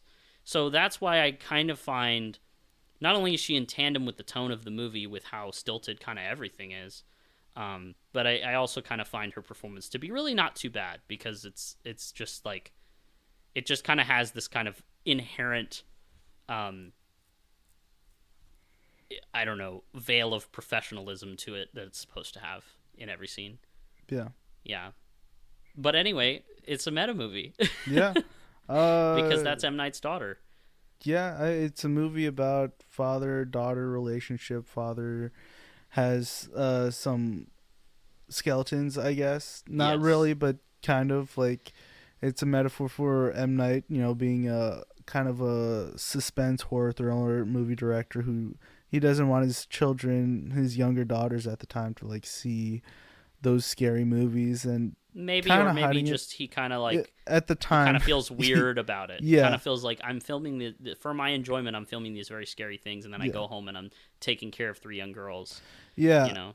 And then of course the public, like, kind of hatred towards him. He doesn't want that to get to his children as well. And it's all kind of like a metaphor for Cooper's like relationship with his own daughter, and how he doesn't want her to be affected by the things that he's doing. Yes. And it all kind of comes to a point in this movie where it all just kind of collapses. Yes. Yeah, it all kind of comes together. Well, what I love about this angle specifically is it does kind of lead up to this peak in the middle of the movie, and then this descent in the second half. I talked earlier about how his control is built up in the movie, and he's like feeling good, he's invincible, and then in the second half of the movie he starts to fail, and that's because of Salika in the movie. He has to loosen his control on the situation. At the same time, M. Night Shyamalan has to loosen his control on the narrative and weaponize his daughter in a similar way that Cooper did. And because Salika is invited into the movie, she then is able to take control of the movie. And I think he's kind of expressing that that it feels kind of weird and also cathartic to have her be so close to his characters for the first time in the film. And to have her be the one that takes the butcher down as well. The thing is, the film never lets the camera get closer to Salika or the stage of the concert until Cooper and his daughter do. This is something M. Night literally said before the movie came out. He said that is a rule of making this movie. And that was what clued me in a little bit onto what he might have been doing with the film. It's very clear from the early shots of the movie when Riley is in the car singing. She's singing one of Lady Raven's songs. First shot of the film, Lady Raven on her shirt pans up to Riley singing. Immediately the camera is connecting these two entities in the story. And then they have this little back and forth in the car. Maybe I'll be a singer. Yeah, okay, yeah, maybe. And it's like that kind of thing. Like, she dreams of being a singer. Salika is a singer. So M. Night probably had to have that conversation with his daughter as well, that she wanted to be an artist. She wanted to be a singer. And he kind of had to, like, has fears involved in that as well. And then later when they get to the concert, he's filming her dancing with these other girls, and he goes and he films the screen where Salika is on the screen, and then he, you know, there's this tracking like camera move of his hands with his phone moving downward to filming Salika, from filming Salika to filming Riley dancing to the same song. He's filming his daughter's performance. You're seeing how the first few minutes of the movie set up all these different things, like everything we've been talking about in terms of the social media angle, the performance angle, the meta angle. But the meta angle is, I think, the one that goes overlooked in these early scenes, especially. You know, it's a little visible in a broader sense of what you were saying about him feeling like he's got skeletons or whatever. I think also part of those skeletons is how much people don't like his movies sometimes, and how he's afraid to expose his daughter to that kind of side of things. And I think that's very natural. But yeah, she's kept at this kind of safe distance until Cooper lies to a character about his daughter having leukemia, which allows them to, you know, he's manipulating him to choose her out of sympathy to be the quote-unquote dreamer girl, which is the girl that gets to go up and dance with Lady Raven on the stage and then go backstage. And that's where he wants to go, because he's like, that's the only place that he was told could be an escape out of the trap. And even then, he has to still tell Salika who he is, because, of course, the vendor, the t-shirt guy, didn't know everything. Yeah. He was like, I guess backstage might be, you know, and then he goes backstage and he's like, there's still cops here, god damn it, you know? But you know, there's this great scene where he interacts with M. Night Shyamalan, who plays the spotter who is bringing the girl up to the stage and picks her. So this is where you kind of get this divine intervention in a way, where M. Night goes into his own movie as the character, bridges the gap between his real daughter and his characters, and literally waves them of a SWAT security check on the way up to the stage. He's like, no, it's all good. And he like whispers in the guy's ear, assuming that he tells the guy about Riley's quote-unquote leukemia. But in a weird way, it's like, if you're watching it through a meta lens, it's almost like M. Night is like, I'm the director. These guys, I have to get these guys to my daughter, because that's the only way the story can go now. Yeah. You know? And so in a way, he is kind of trapped. He has to, both father figures in the movie have to weaponize their daughters in the narrative if they are to let the movie go the way it needs to go. Yeah. And get out of the trap. It's so clever. It's actually, I don't think people give this enough credit as how fucking brilliant this movie is in that way. As the way that it's able to tell this genuine story that's like on the surface kind of relatable for people like me, and could be a political metaphor, and it's got all these themes of real life things that you can draw back to. But then it's like also this extremely personal and detailed exploration of how he feels in doing this thing with his daughter. How to have written that and to have made it coherent. Like, yes, I know that there's lapses in logic in the movie. I know that there's suspension of disbelief is necessary to experience this film. But to me, that is an easy sacrifice to make when the movie has so many layers that you can take away from it. You know? I'm actually thinking about, like, I wonder when he writes the script if every single time. Well, obviously in his Unbreakable movies, he plays the same character. Yeah. But like in these specific movies, if the cameos are written in as like, this is me. Yes. No, I think he is in a lot of them, because if you think about his cameo in Old, you know, think about Split. He was criticized for how he portrayed DID in that movie. I believe that, I'm sorry, I personally believe that criticism, I understand it, but I actually don't agree with it, because, I mean, I don't think he thinks people with DID actually can do that. It's part of his superhero. It's like, it's kind of like a comic book in a way. Yeah, like, yeah. And in comic books, there's a lot of people that like they have things that are based on real life issues and conditions, and it's kind of in this comic book kind of exaggerated way. And it's the same thing, I think, with Cooper being OCD in this movie. Yeah, it's like, yeah, the character is OCD. He's not saying that characters with OCD are going to be serial killers. He's just saying that this character has OCD because that's a feature of how he likes to compartmentalize his life and keep everything neat. And it's like kind of he is also a narcissist. Yeah. So these things kind of become symbiotic in his inner self. Anyway, the point is,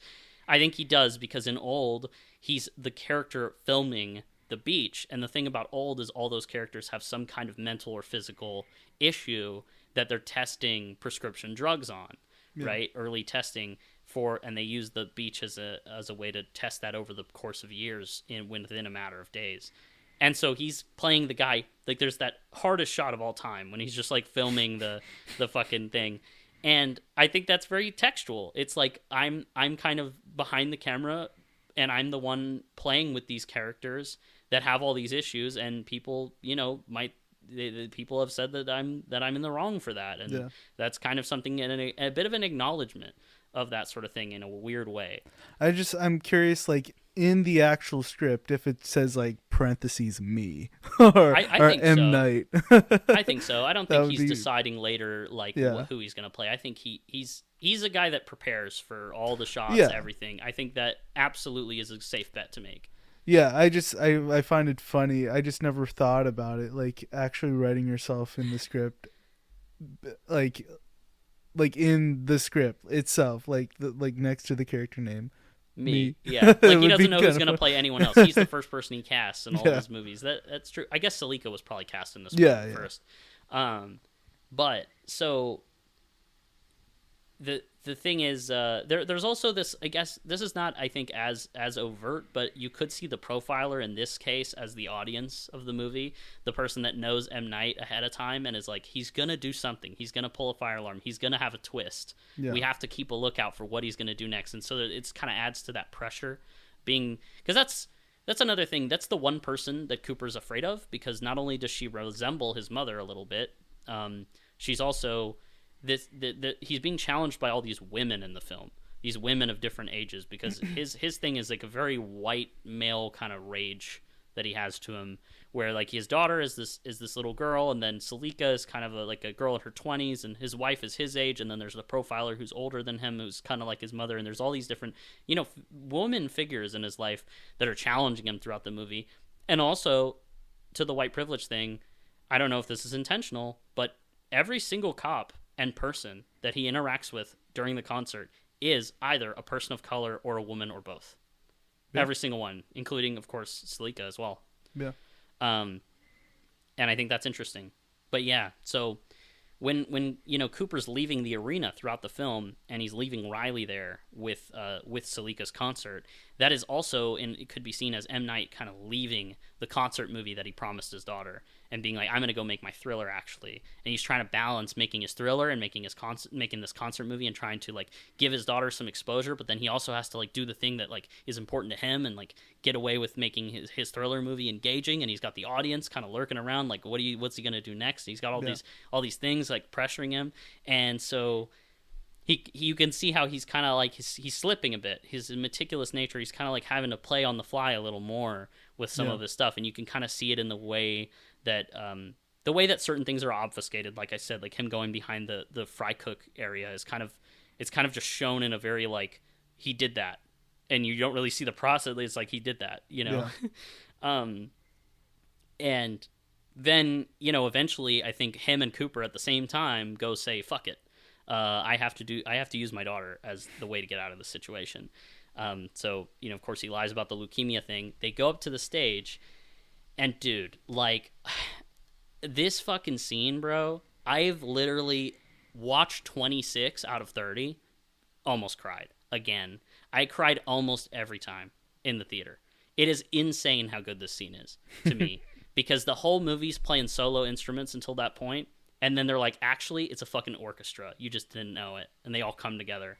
The way that every layer of the movie is in tandem completely in this fucking part is so insane to me. I know I'm glazing it, but this literally is like one of my favorite scenes I've ever fucking seen in a movie, because of how many things it means at one time.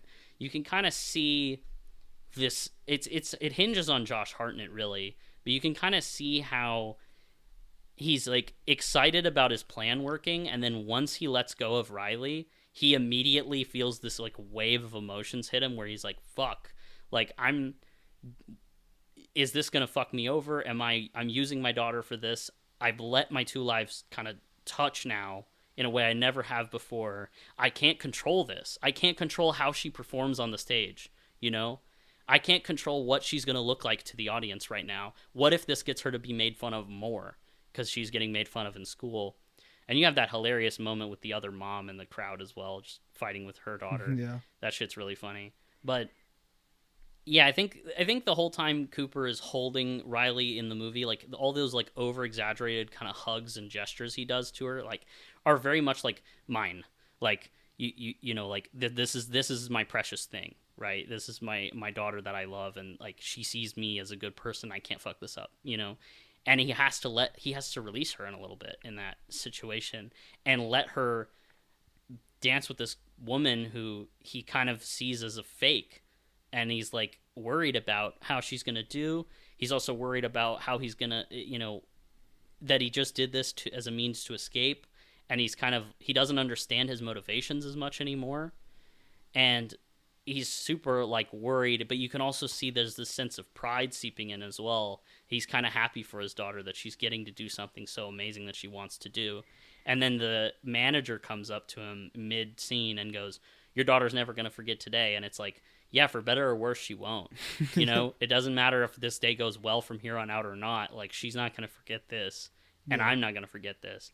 And that's textual to the M. Night meta angle. It's like, you know, in a way you can see through Cooper, M. Night watching Salika getting closer to the camera than she ever has, and being exposed to this. You see this vast sea of people behind her. It's like a representative of the audience watching the movie, and we're all kind of like judging her now. And it's like, I can't control this anymore. Yeah. I can't hide her anymore. She's not mine anymore. She's mine and the audience's, right? And that's scary.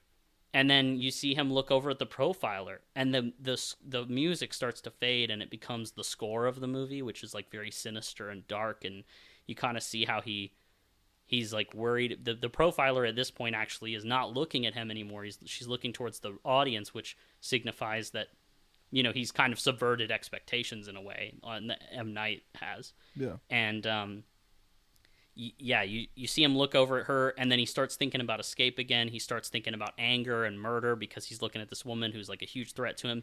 And then you literally see him blink, shut his eyes and open them in a very like intentional way, and turn his head.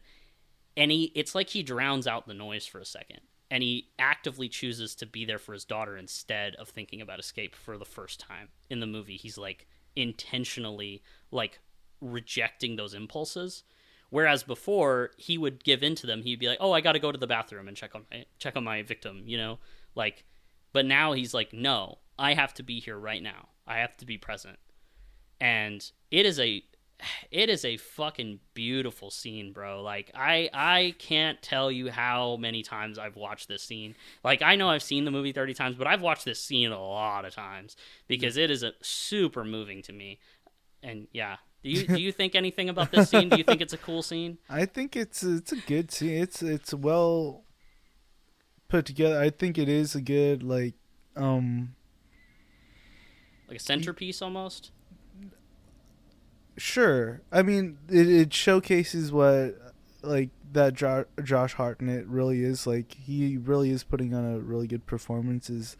You kind of see him internally have, like, the psychological battle, the music kind of coming in and then coming out, him just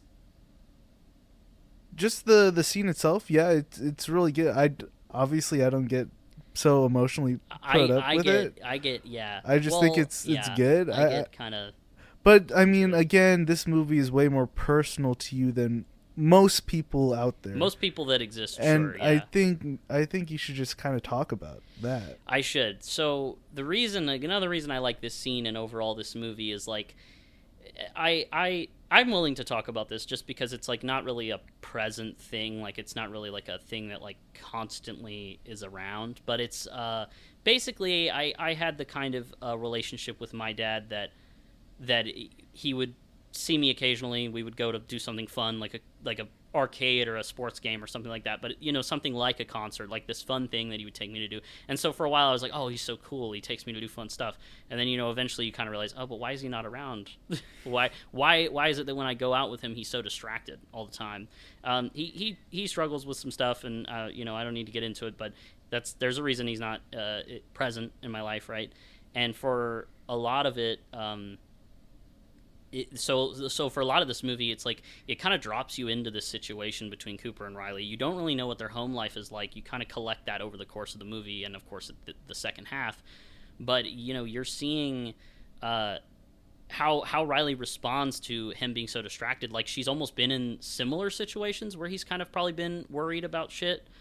coming out in while he's hanging out with her, and she's like, what's wrong, and do you want to go home, like what's going on?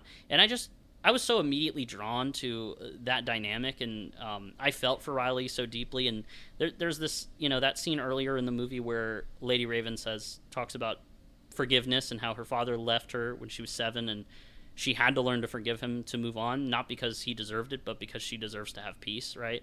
And she talks about imagining him in front of her and saying, "I release you," which is like the verbiage, release, trap, same thing. And she talks about having to do that and how everything got better after that.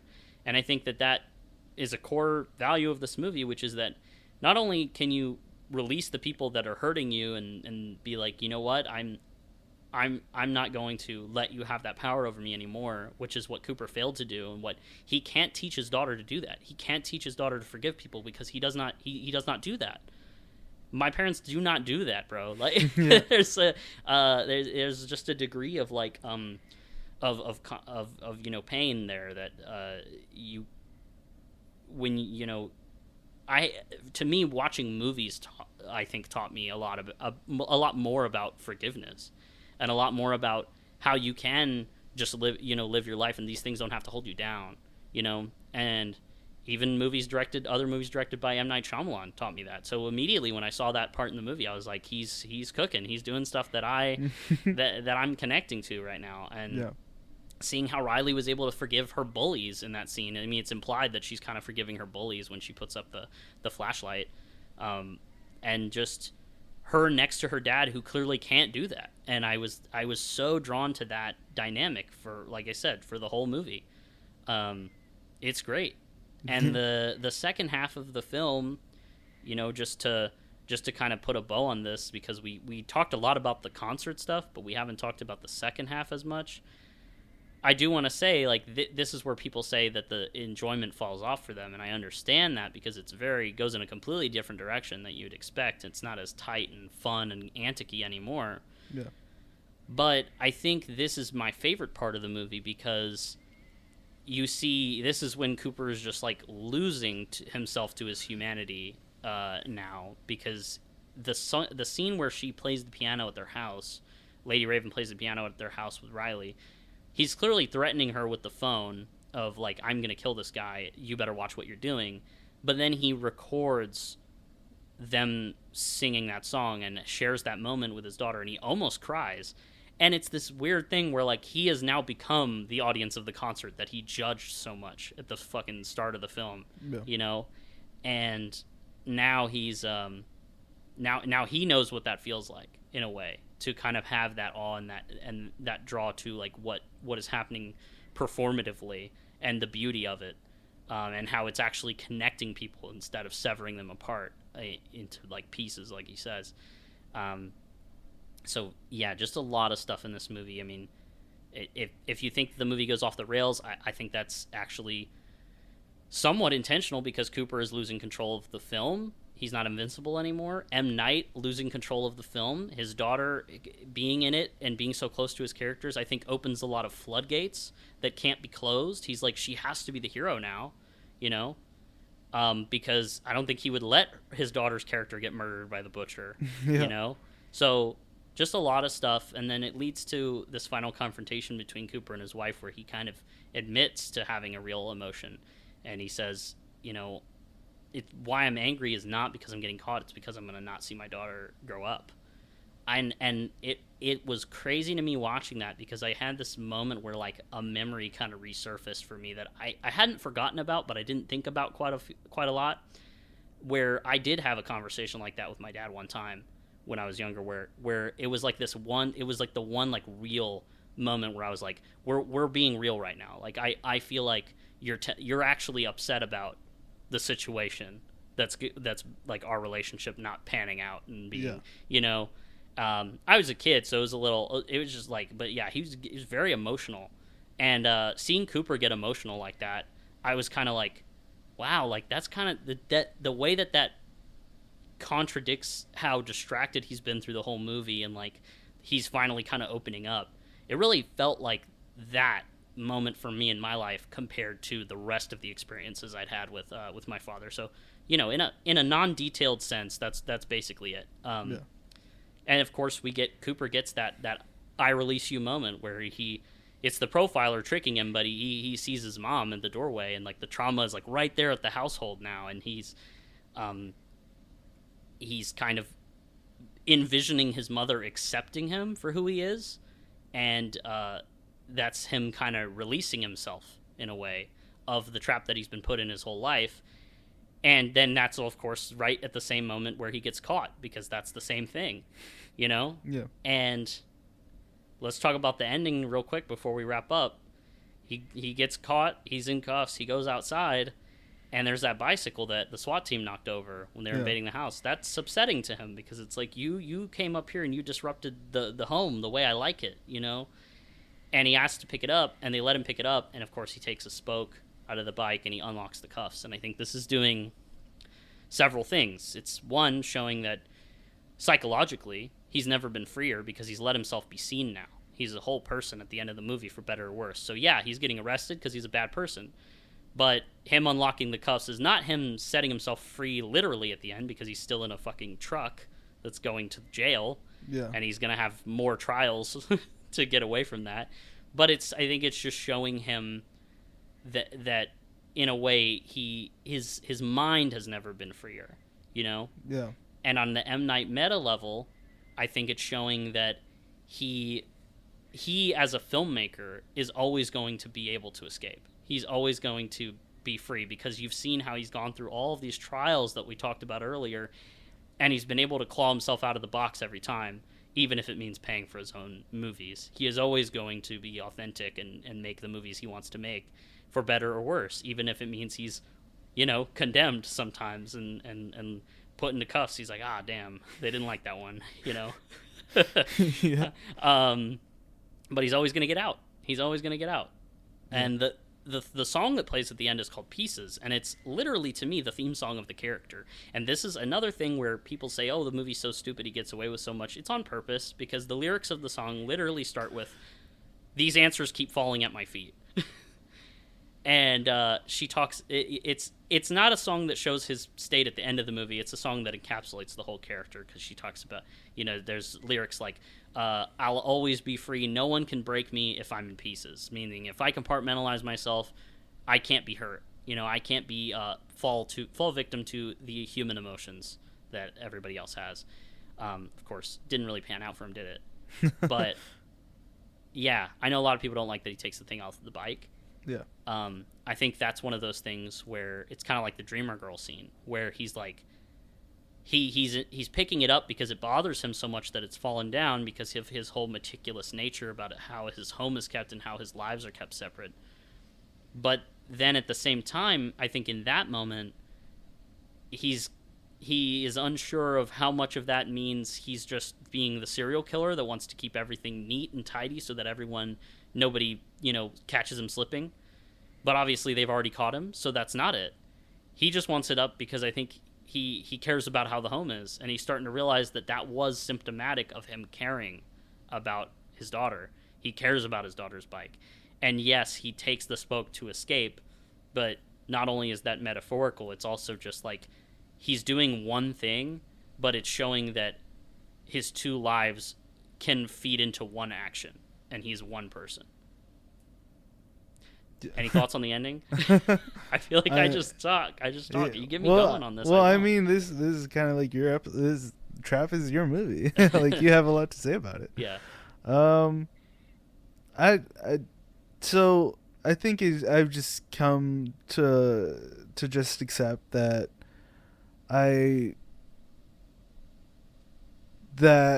guess I just don't really care that much for movies that are so uniquely and specifically metaphorical on such a grand scale in terms of the film, because as much as I do like movies that are metaphorical for specific things, the way M. Night approaches this movie is so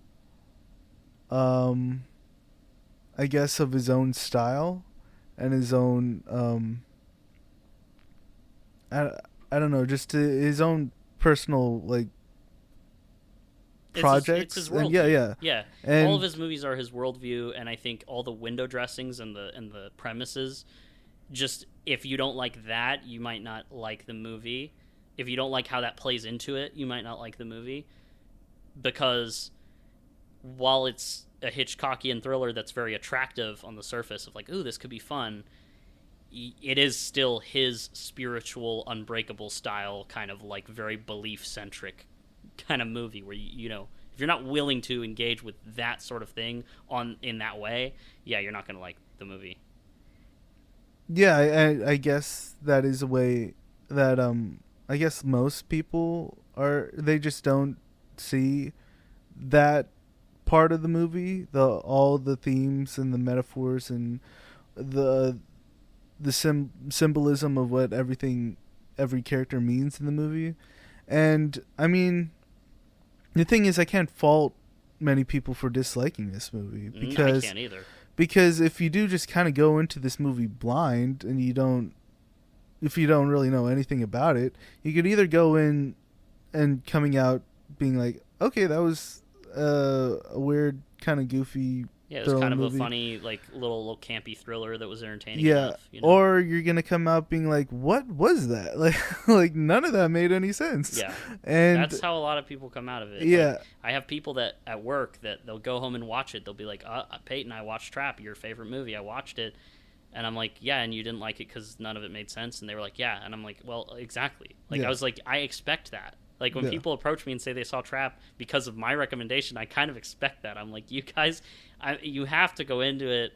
You have to kind of take it at its level, or else you're not going to enjoy it. And I know that that's frustrating for you for a long time. Is like, well, no, you can't just make a movie that's only like that's this metaphorical and that's not really. But I do find it enjoyable on the surface, and I know that you have to suspend your disbelief to enjoy it that way a lot. Yeah. But I don't know. To me, it's like that. I think to me, it's symptomatic to a degree, even though I don't blame people, of trying to box the movie in a little bit as something that it's not, and just being like, no, the movie has to work in this way. It's like, well, let's think about what maybe the movie was intending to do, which is like the whole point of our podcast, basically. Yeah. So that's why I thought it was fun to cover, because it's a movie. It's like a very big example to me. Yeah. And I mean, it does pretty much cover everything it wants. So I was kind of thinking about this. This is basically just, I guess it's like a perfect M. Night movie. Yes. But it's not a perfect movie. It's an imperfect movie. Yeah. To me, it is perfectly imperfect because it is so incredibly specific to being relatable to me, but also it's exactly what I want out of an M. Night movie. I'm like, this is gourmet to me. And that's, I think, what people, they find this like ridiculous when I say it, but to me, M. Night is one of the great filmmakers of today. And, you know, a lot of people don't agree, and that's fine, but I think he always executes what he wants to do very well in his own way, and I just happen to connect with the style, and I just happen to gel with what he's doing, and that's it. That's why he's one of the GOATs. I think M. Night's really interesting on just, if you just look at his career, just like how he's kind of navigated through the career of a filmmaker. Yeah. Because not all directors or filmmakers find that path of like course correcting and whatnot. True. That's why I think he's like I said earlier, kind of the ideal filmmaker to me, because it's like you know, even though he has things he's not good at, he's kind of accepted that. And he's just kind of found a way to kind of get into his groove and make what he wants. And I think every filmmaker, if they had that, I think film as a whole would be more interesting and better more often, because it would be like you're seeing all these different voices, you know, constantly. And we're still seeing, there's so many great original films that come out all the time, but there is a lot of fluff as well. Yeah. Yeah. So, that's why to me he's gone through that necessary evil that I think a lot of creative people have to go through, which is, do I just join the system and do what I'm supposed to do, or do I really stick to my guns and do the harder thing and do what I want to do and really express myself and be open and vulnerable? It's like, do I be Cooper or do I be Lady Raven?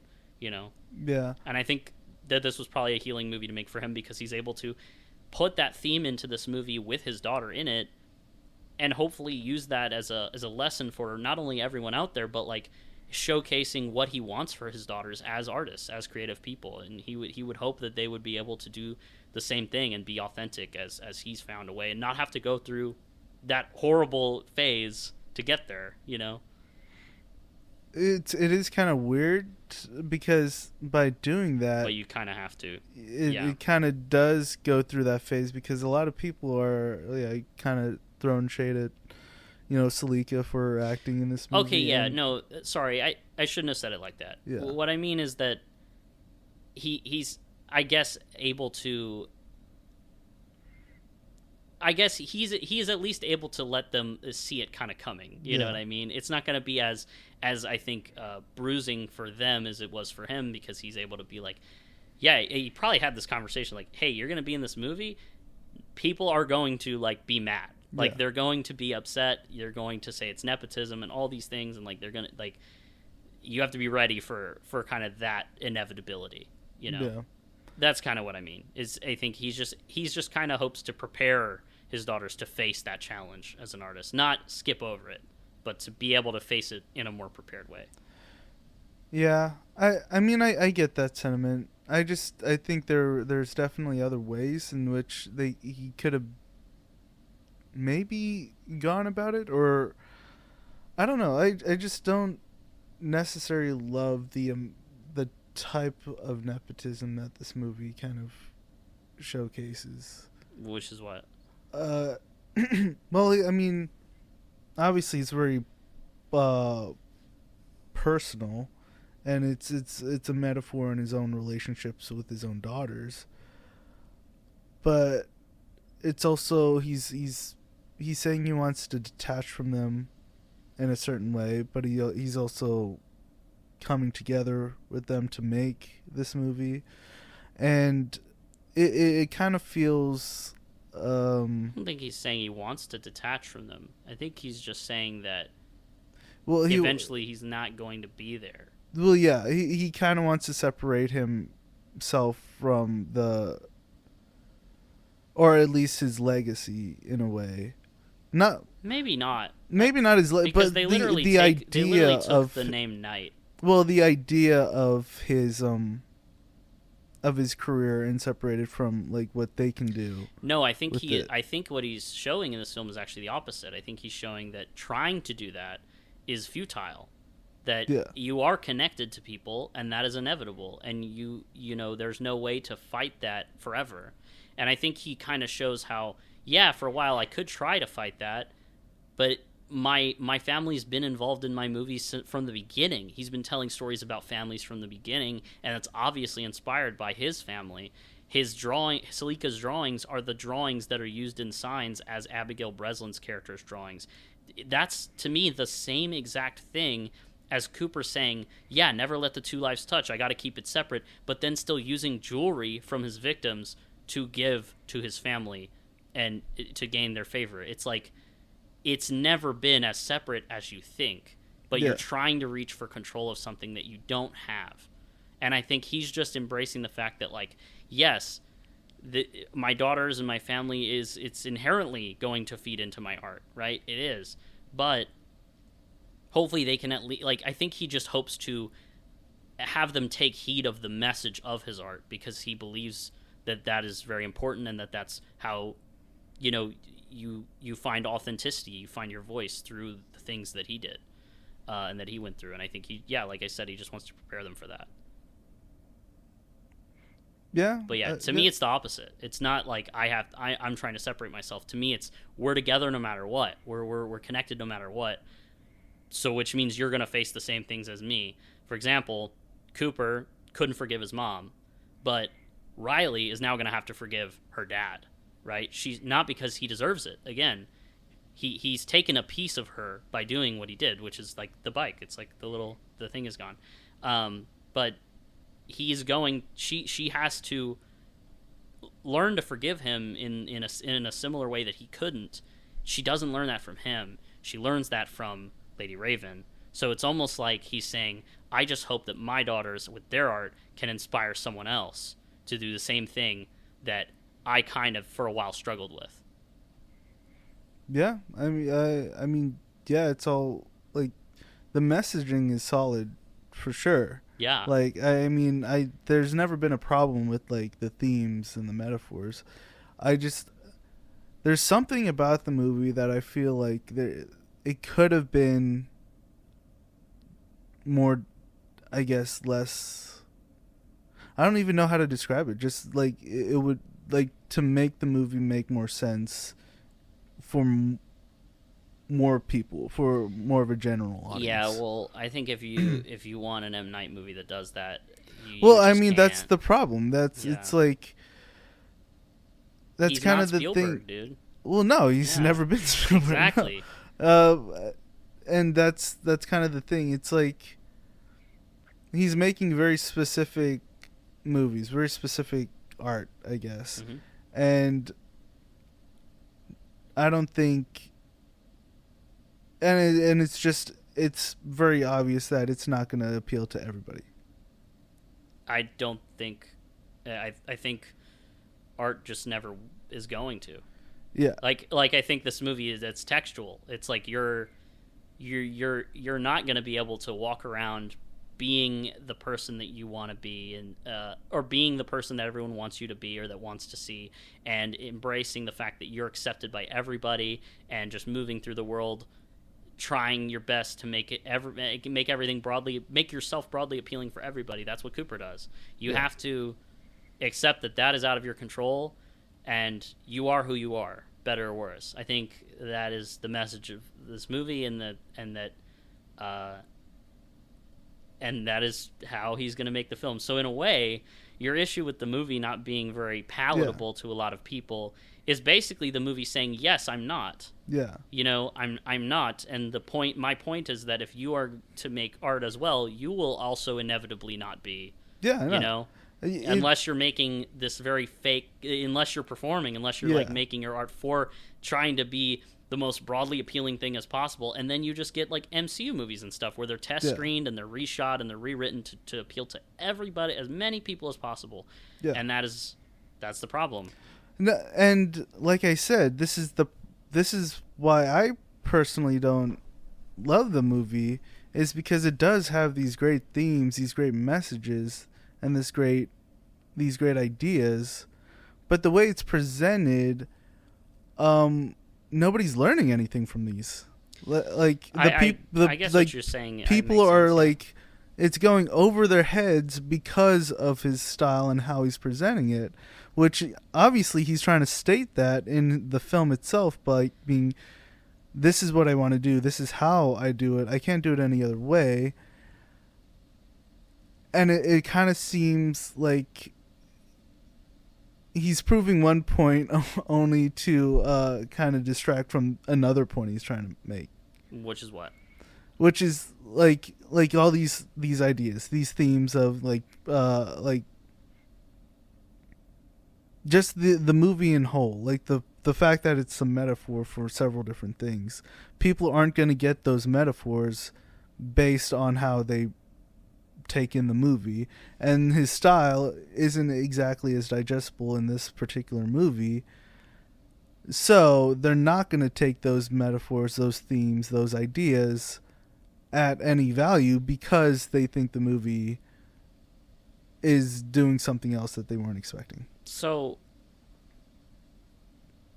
I don't understand how you could fix that without just making a movie that holds the audience's hand or caters to them. That's the thing. The film is expressive. It's a movie. Like, that's just how it's going to be. No, I get it. I'm just saying that it's very interesting how the movie itself tries to say many things, but those messages aren't getting across because of how the movie is trying to say those things. The messages aren't getting across because people don't look at movies the way that they don't look at movies like.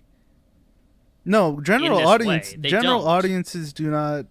They always look at movies from a very surface level point of view. Exactly. They don't care about the inner details or the metaphors or anything like that about most movies, and that is the problem with just how people view films nowadays in general. I think the movie is entertaining. It's palatably entertaining, but yes, you're right. To look at the movie deeper requires you to look at the movie deeper. You have to there is a message to the story on, I think, the surface that you can understand just watching this movie. If you don't even know, like yes, the style is going to be a little bit off, but I think what M. Night says is that because it's arrhythmic, you're going to listen to it and you're going to be kind of fascinated by how it feels different. Most people reject that outright, but I don't think they should. I think that's a problem with them. The thing is like, you can see the messages about social media, about authenticity, about performance. Like, I think those are very obvious in the movie. Like, the way that the phone is used in the last act or last half of the movie, and the way that Cooper is in general. Like, I think if you're really listening to the movie, you can understand those things while watching it. But then, yes, obviously the M. Night meta subtext, that's for someone who's like deeply involved and cares about his films and understands what's going on with the whole daughter thing, right? That's fine to be in there for those people. But I think on the surface, it is a movie about performance and social media and distraction and a distracted society, and how we let these people kind of just walk through and they're invisible, and like all these different, themes of privilege and politics and all that stuff. I think that's the stuff you can really get out of the movie if you're just watching it. But people don't watch movies, see something unnatural that they're not used to seeing, and ask the question why. They don't do that. We are fundamentally seeing, or audiences in general are becoming more fundamentally averse to curiosity. They're very much like, oh, that didn't make any sense, so the filmmaker's stupid. It's like that should not be the first thing that comes to mind when you are watching a movie and you see something that you're not used to seeing. You should be asking why, and you should be asking that sincerely, because some people say why in a condescending way. They're like, well, why the fuck did the aliens even land on Earth if it's 75% water in Signs? And it's like, you're not actually asking that question. You just want to feel smarter than the movie. Because if you were actually asking that question, you would think for 2 seconds and realize, well, those aliens are scouts. They're there to check out the planet, see how safe it is. We don't know where they're from. Maybe the planet they're from doesn't even have water. They don't even know what it is. They don't know it's dangerous to them. They also talk about how they stay away from the lakes in the movie. Maybe they know water's dangerous and they're specifically staying away from it on purpose. And the girl leaving a bunch of glasses of water out was completely unforeseen to the aliens. Also, it's a biblical metaphor because the aliens are fucking demons. We could go into all of that with Signs. But the thing is, people don't ask that question sincerely. Yeah. They ask that question in a way because they are like fucking Cooper. They think they're smarter than everyone else. They think that they're just, they don't want to feel. They don't want to feel what the movie is saying. They want to reject that, and they want to be like, no, that's all stupid. They're like literally Cooper just looking at everyone in the movie and being like, you guys are weird. You guys are weird to be caring about this, to actually be literally letting this art affect you and letting this art speak to you in a way. Why are y'all pulling your fucking flashlights out? You guys are weird. And I think that's the problem. I think Trap is definitely a good movie. And like definitely the intentions that the movie has are seen through. And if that's what makes a good movie is successful intentions and getting something across that you're trying to get across, then congratulations, right? But it's not. I can conceive how other people don't like it, and I'm not angry that other people don't like it. I mean, it's annoying to me because it's like, you guys aren't missing the point. But I'm not, I just kind of am not surprised. Like, I'm just like, sure, of course. When people say that they've watched it, I'm like, of course you didn't like it. It's fine. I'm not. At least now I can send them this podcast and be like, listen to this. Listen to me talk about why I think the movie's good. Yeah. But yeah, so to me, uh, guys, look at movies a little deeper. Be curious. That's my message of this episode. Trap is a movie that means so much to me, and it's one of my favorite films. I give it 5 apples in the box out of 5. I feel like I might have interrupted something you were trying to say. I think one of the I think one of the reasons why it's not as I guess easily digestible in terms of like the themes and like what the movie's trying to say and why people kind of write it off is because of how it the kind of this, like you earlier you said that the whole premise is goofy, it's unbelievable, you're not supposed to take it seriously, right? Obviously that's 90% of all movies is like that idea is like all these premises are crazy, they wouldn't actually really happen in real life, but it kind of stakes itself in an idea of a reality that is kind of more realistic. Sure, but a lot of movies do. Yes, but I think unlike, movies like Signs or something where there's aliens and stuff, this is more grounded in the sense that, yes, there are serial killers out there. There are cops that are trying to get them. And though it is based more in a more grounded sense, it does kind of, because of M. Night's stylistic kind of sense, it's very distracting in the way that it goes about saying its message. I see what you're saying. I can understand how that could be, I guess, distracting for some people. But again, I think it just comes from the problem that they are averse to things that feel different. Yeah. Like, yes, the dialogue style in the movie is very different from what what most movies sound like in the way the characters talk. But that's because almost everything the characters say in the movie is supporting the themes. And if you're listening to that, then you will understand. Like, for example, the beginning when, he's just like, yeah, it must be so hard. You guys are so connected even when you're not that close. How about we take a picture when you get inside? Just you and your dad. He says you and your dad, not you and me. It's like you're already learning about the characters. You're already learning about the themes of social media through just that exchange. But people are like, oh, he wouldn't say it like that. It's like, yeah, because he says it like that because this movie, you have to understand, and that's why the premise is so goofy, is that you kind of have to go into it being like something else is up. Like they're trying to express something with this, because that obviously we can't take this premise in an incredibly grounded way because it's not inherently grounded. It's inherently silly.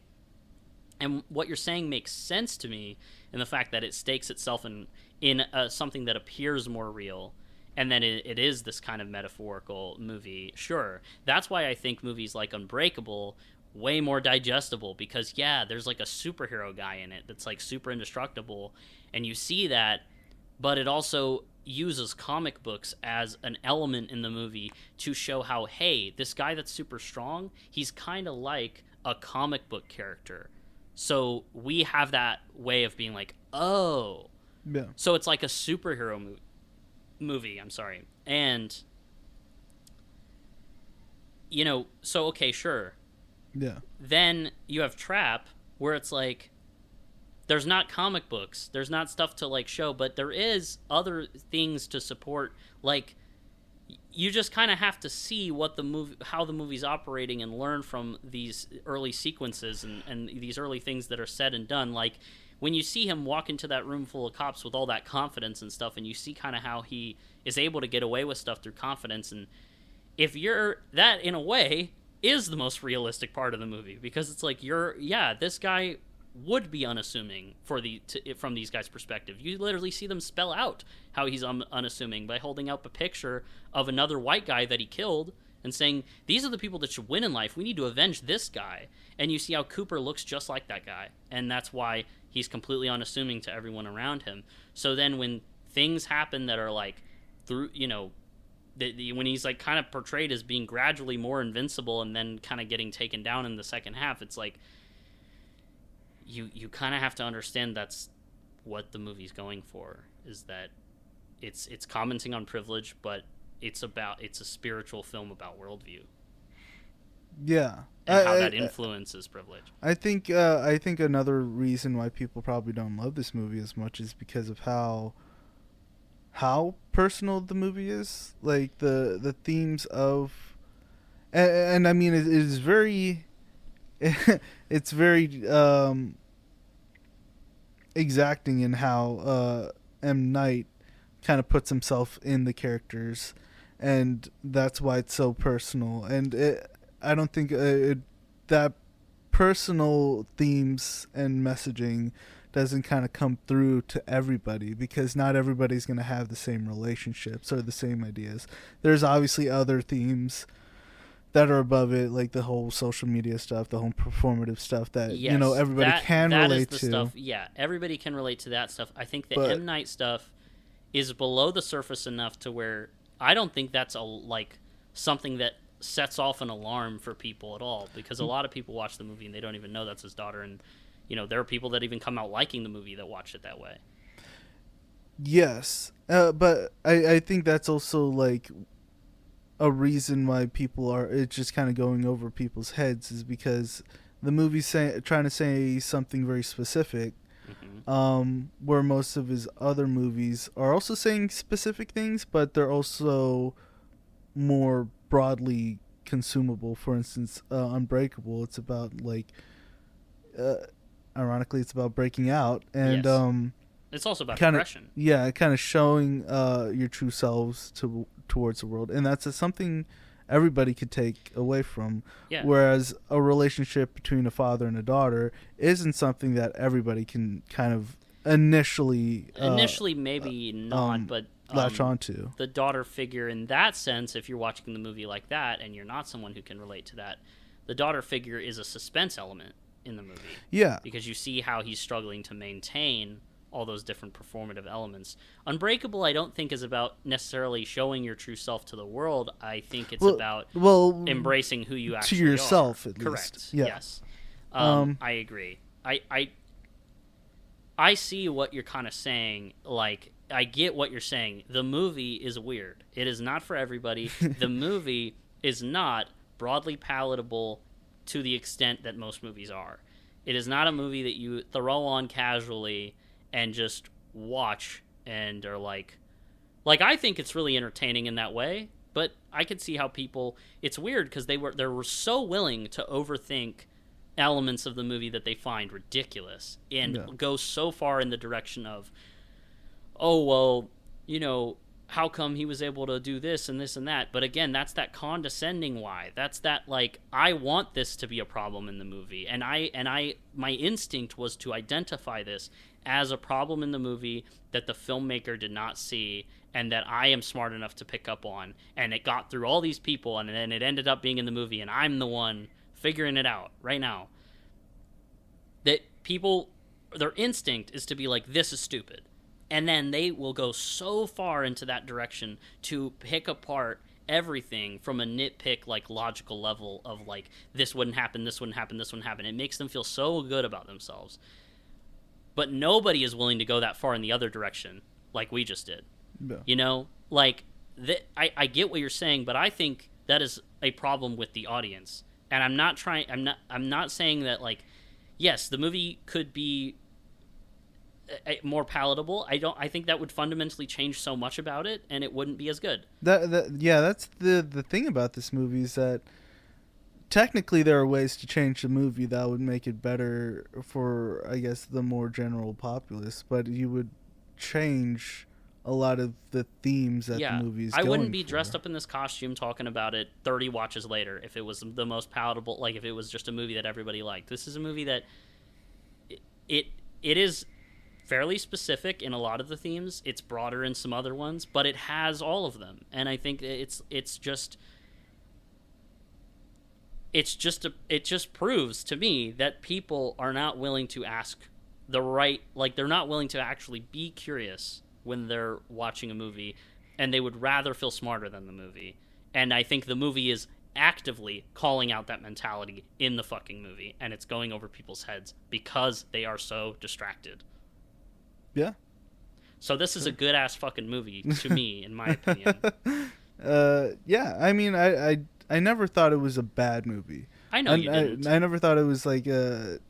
I never really meshed with the movie.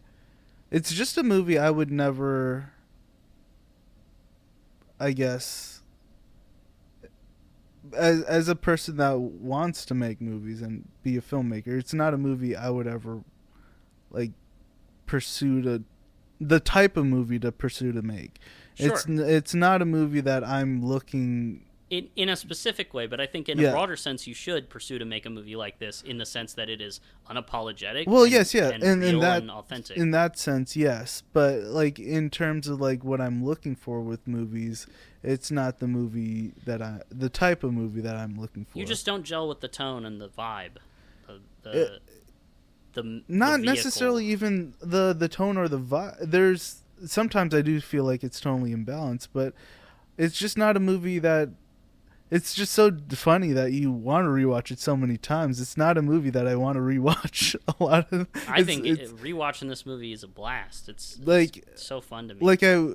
Like after the second rewatch,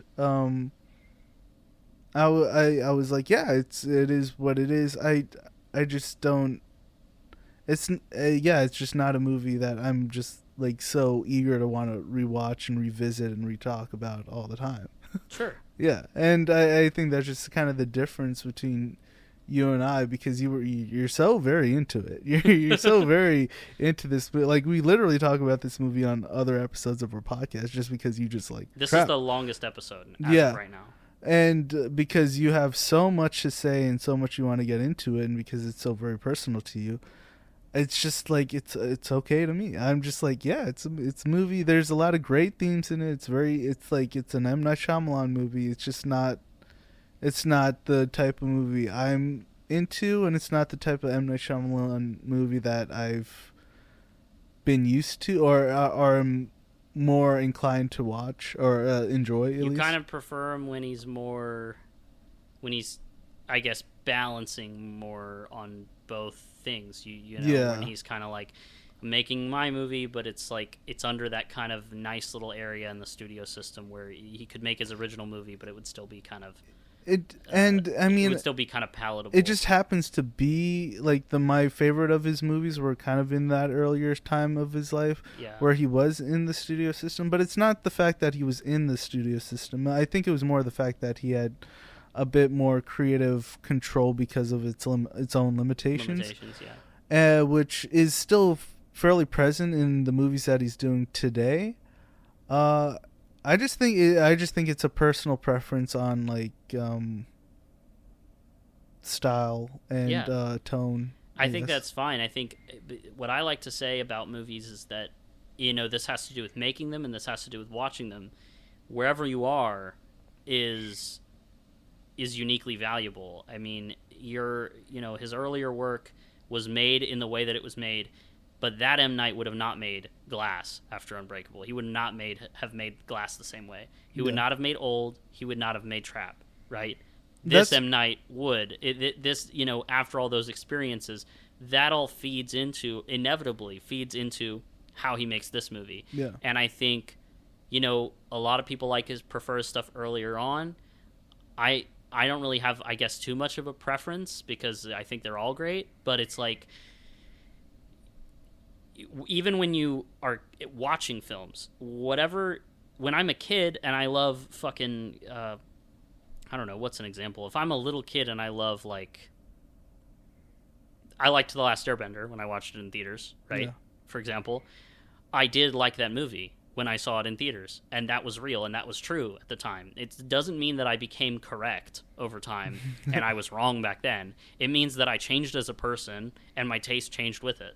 And I think M. Night just changed as a person and his filmmaking changed with it. Well, yeah, that's why I think in terms of looking at his career, it's one of the most unique filmmaker progressions in terms of he goes from doing these studio kind of mid-budget movies, then he kind of hops into like the big budget blockbustery movies that he doesn't seem to really know how to handle. Then he goes all the way down to more low budget kind of filmmaking genre-y films, and he kind of rises back up a little bit into getting into that mid-budget kind of filmmaking where he's kind of back to where he used to be, just budgeting wise, but his creativity has kind of taken a leap into a different direction in terms of like what he wants to say and where he wants to take his films. Yeah. So I mean, you also see this happen with filmmakers as they get older. They become more like, no, I have to get these messages out into the world before I'm gone, sort of way. It gets M. more Night's existential. M. Night's not at that stage, but like Francis Ford Coppola with Megalopolis, absolutely. Like he's like, I just need to throw everything in here because I'm not. Who knows if I'll make another film? You know what I mean? Yeah. So that's Trap. I think.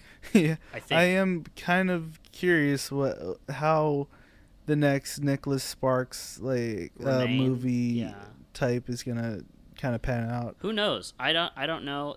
That's not really my. It doesn't really seem like it's gonna be my cup of tea as much. Yeah. Especially, I don't know. The collaboration with Nicholas Sparks is kind of strange to me. I hope it's good. I think it makes sense. Because Nicholas Sparks is basically like M. Night he does the romance, but like he has twists. Yeah.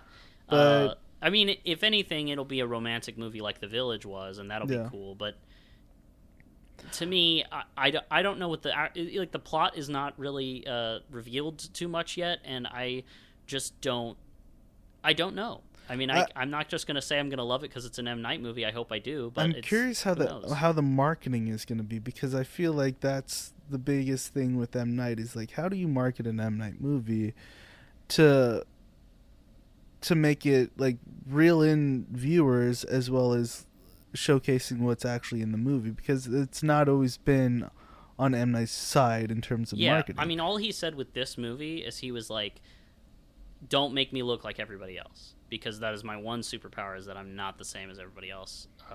And I mean, everybody's not the same as everybody else, but not everybody tries to be different from everybody else or embraces the fact that they are. And he's trying to do that. He's like, please, like, you know, don't do that. And I think the trailers for this movie are fucking incredible. Like, I think the second one is so goofy and silly, and it shows that. Yeah. I think the second one just shows that so well. I feel like Remain could fall victim to the Village thing, but I think now that he's already been through that, he will probably have some notes for the marketing team to be like, please, God, do not make this look like a fucking suspense thriller if it's just a romance. You know what I mean? So, hopefully, 5 apples in the box out of 5 for Trap, though. It's, you know, that rating's not going to change. I wish there was 6. Well, I mean, you could put 1 apple on top of the 5.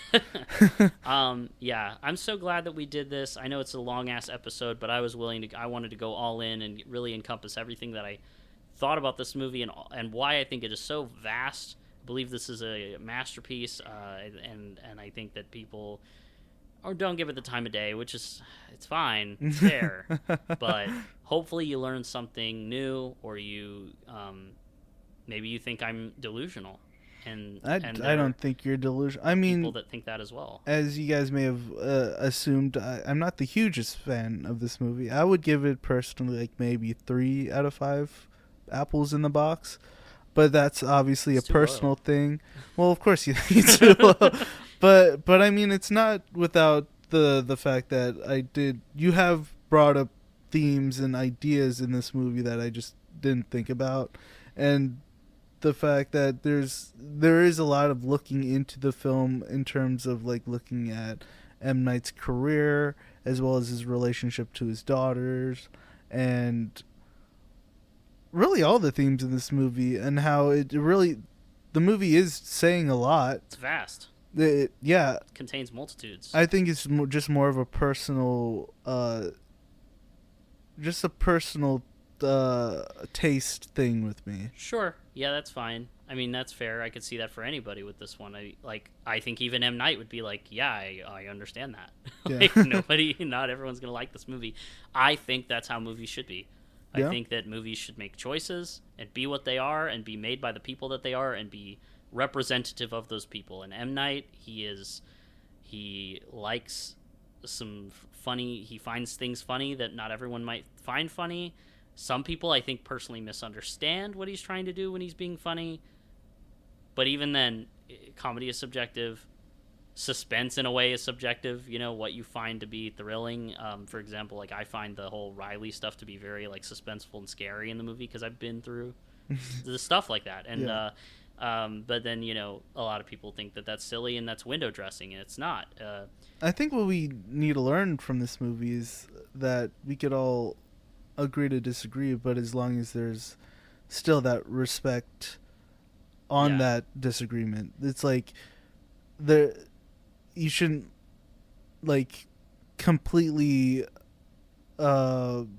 disregard or discredit someone just because of their love or their admiration for something that they find very personal and very very close to them. Yes. And just because, you know, you may not feel the same about it doesn't mean that it doesn't have value for other people. It's true. And I think that you know, that's important, but also there's another side to it. Like the movie shows, there's two sides to everything.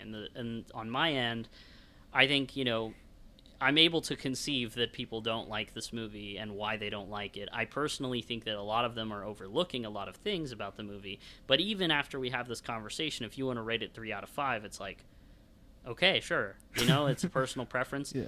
I am going to latch on to the fact that you said it's a perfect M. Night movie, but not a perfect movie, because that's exactly, finally. Yeah. But well, yeah. Exactly. That's what I'm saying. Yeah. You know, but I think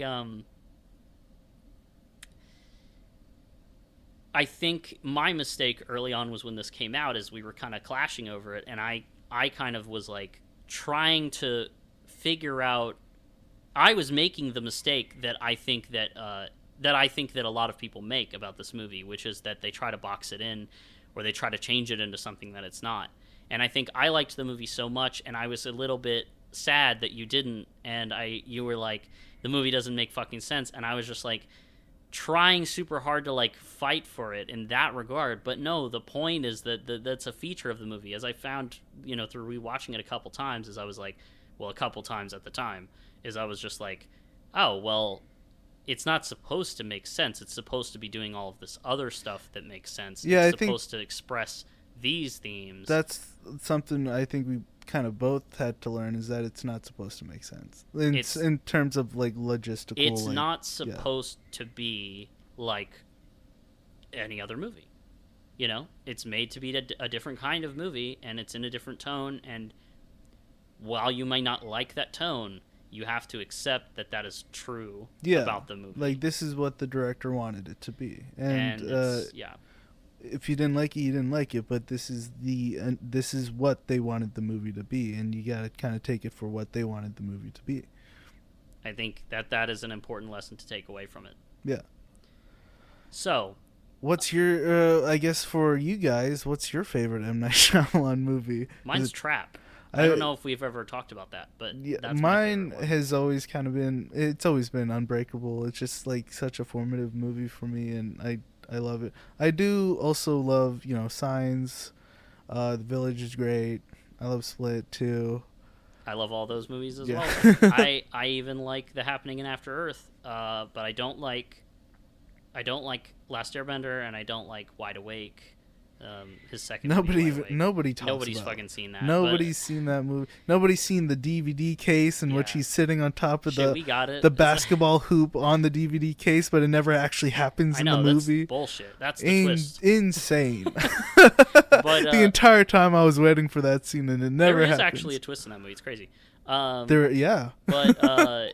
yeah, I like all of his movies other than that, and I guess his first film, Praying with Anger, it's like whatever to me, but like I like all of his other movies a decent bit, and to you know, there's like a lot of them that I'm like, this is a masterpiece. And then what movie do you feel doesn't get enough credit? For me, Trap. Is there any other movie other than Trap that you feel it doesn't get enough credit? Oh man, maybe Beau's Afraid. Beau's Afraid, that's one. Eddington. Recently, Eddington is like by some people. So we just talked about that last week. Check it out. Just check that we have a lot to say about Yeah, that. and oh man, The Cat in the Hat 2003. Shit. Oh, Lady in the Water, like a bunch of M. Night movies, obviously. Fucking Spider-Man 3. Spider-Man 3. Spider-Man 3 is actually really fun. A lot of people, I think when it came out, they were like, this is... the movie doesn't take itself seriously, but I think in a certain sense, on the joke. It is, yeah. And it's like Venom, so funny. Eddie Brock. Oh, best hater of all time. We'll eventually talk about it, Yeah. I'm sure. The best concert you've ever been to. What is the best concert you've ever been to? And for me, it would be an Elton John concert. It was my first concert. I thought you were going to say the Jonas Brothers. Oh, that was awesome. I got super drunk. But the Elton John concert that I went to when I was like 15, I actually... So my uncle, he's friends with Elton John. Literally was friends with Elton John at the time. Like they were in pretty like consistent contact with one another, and we got to go backstage and meet Elton John. So that was really cool for me as a 15-year-old to be like, I'm meeting Elton John right now. I think that would be cool for most people. Well, yeah, but even like just it's funny because I didn't get to do this, but I brought my copy of Kingsman: The Golden Circle because he plays himself in that movie. Yeah. I wanted him to sign it so bad, but I couldn't get the moment to do that. It was super quick. Yeah. But we saw him. It was cool. My best concert, I haven't really been to a lot of concerts, but one of my favorite ones that I've been to was the Phoebe Bridgers several years back. Yeah. I got tickets for me and my roommate for my birthday, and I just love Phoebe Bridgers, so that was great. There was a concert one time. I think the artist's name was Christine. It was like I don't remember where it was, but they're like this. I think they're trans and very transgressive, very crazy stuff they were doing on stage. They were like very crazy stuff they were doing on stage, and it's not the best concert ever, but it was the most interesting. Never forget that. But I guess that's it. I'm not a huge concert person, so yeah. I guess in terms of movies that I don't get enough credit, for me, I think Ang Lee's Hulk. Oh, hell yeah. I love that movie so much. That's a good think a lot of people... The thing is, Hulk it's like, yes, it's a comic book superhero story, but he's really not. It's a monster movie. It's a movie about trauma. It's a movie about like kind of figuring out what like the generational trauma within your life.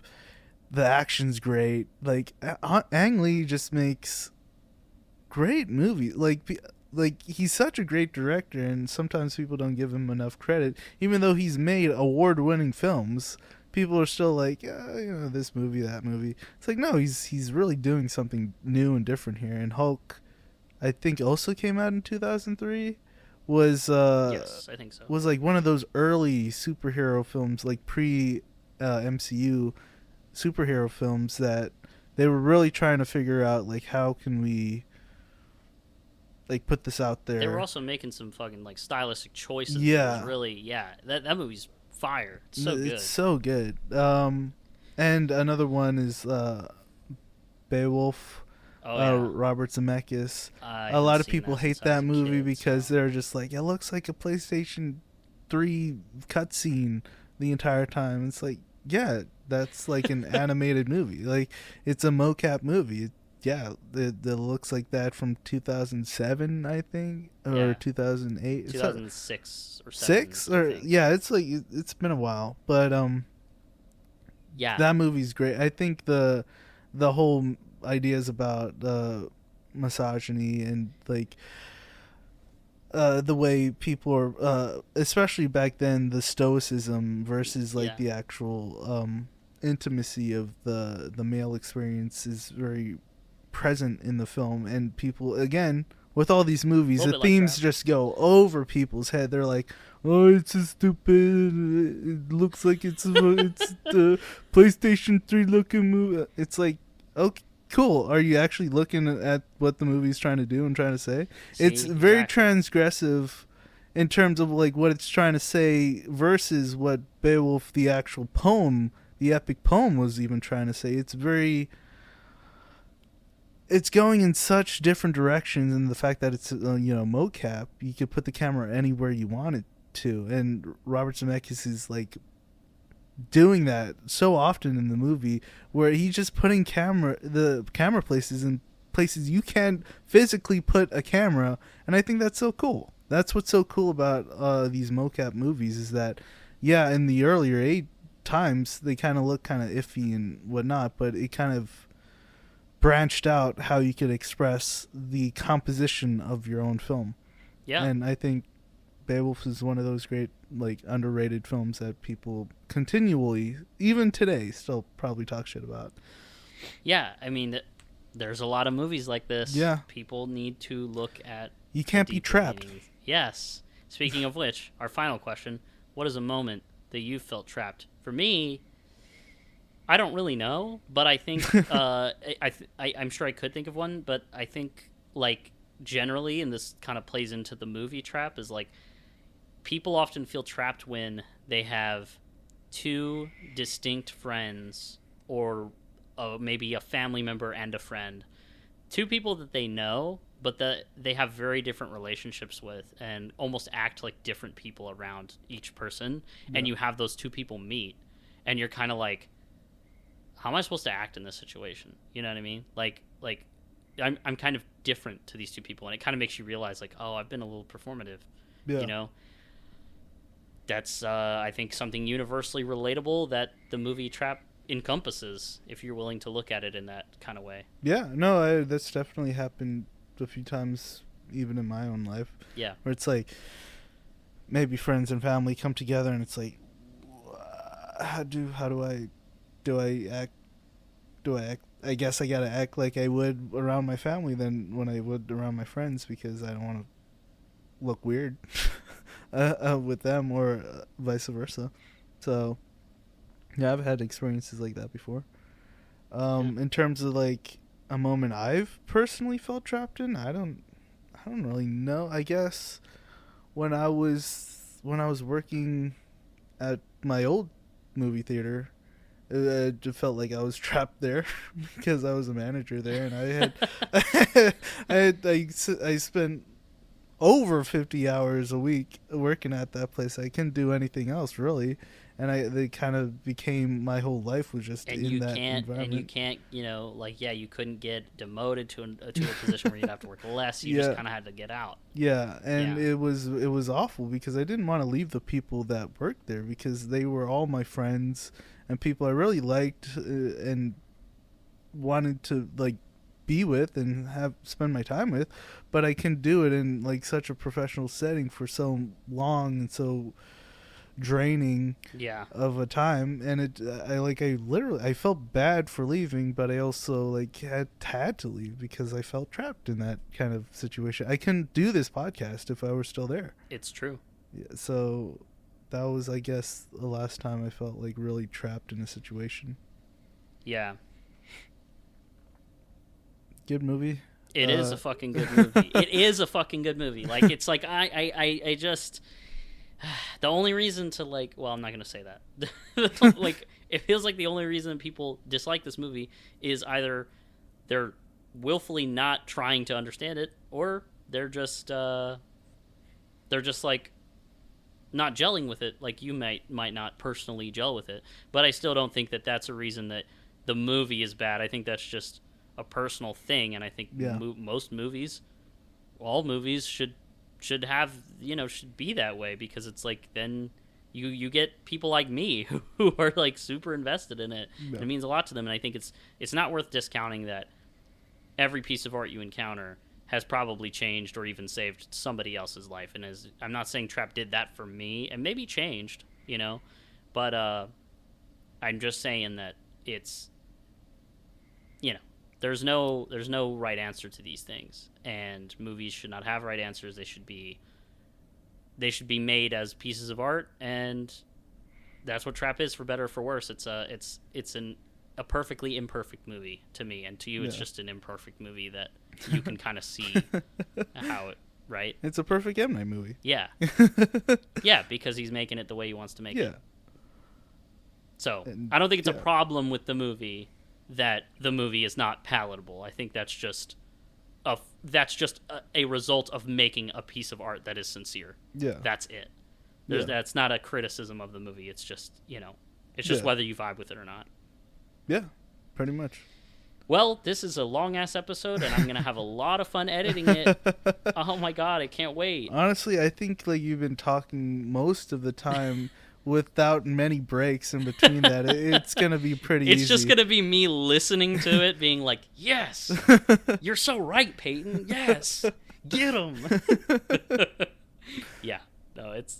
Oh, man. I had a lot of fun doing this. Thank you for having, I mean, it's your birthday tomorrow. We had to do something for it, and obviously you love this movie so much, so it's like, obviously we got to do it. I hope it was a good time. And it's the first anniversary for it coming out since last August 2nd. Yeah. So, yeah.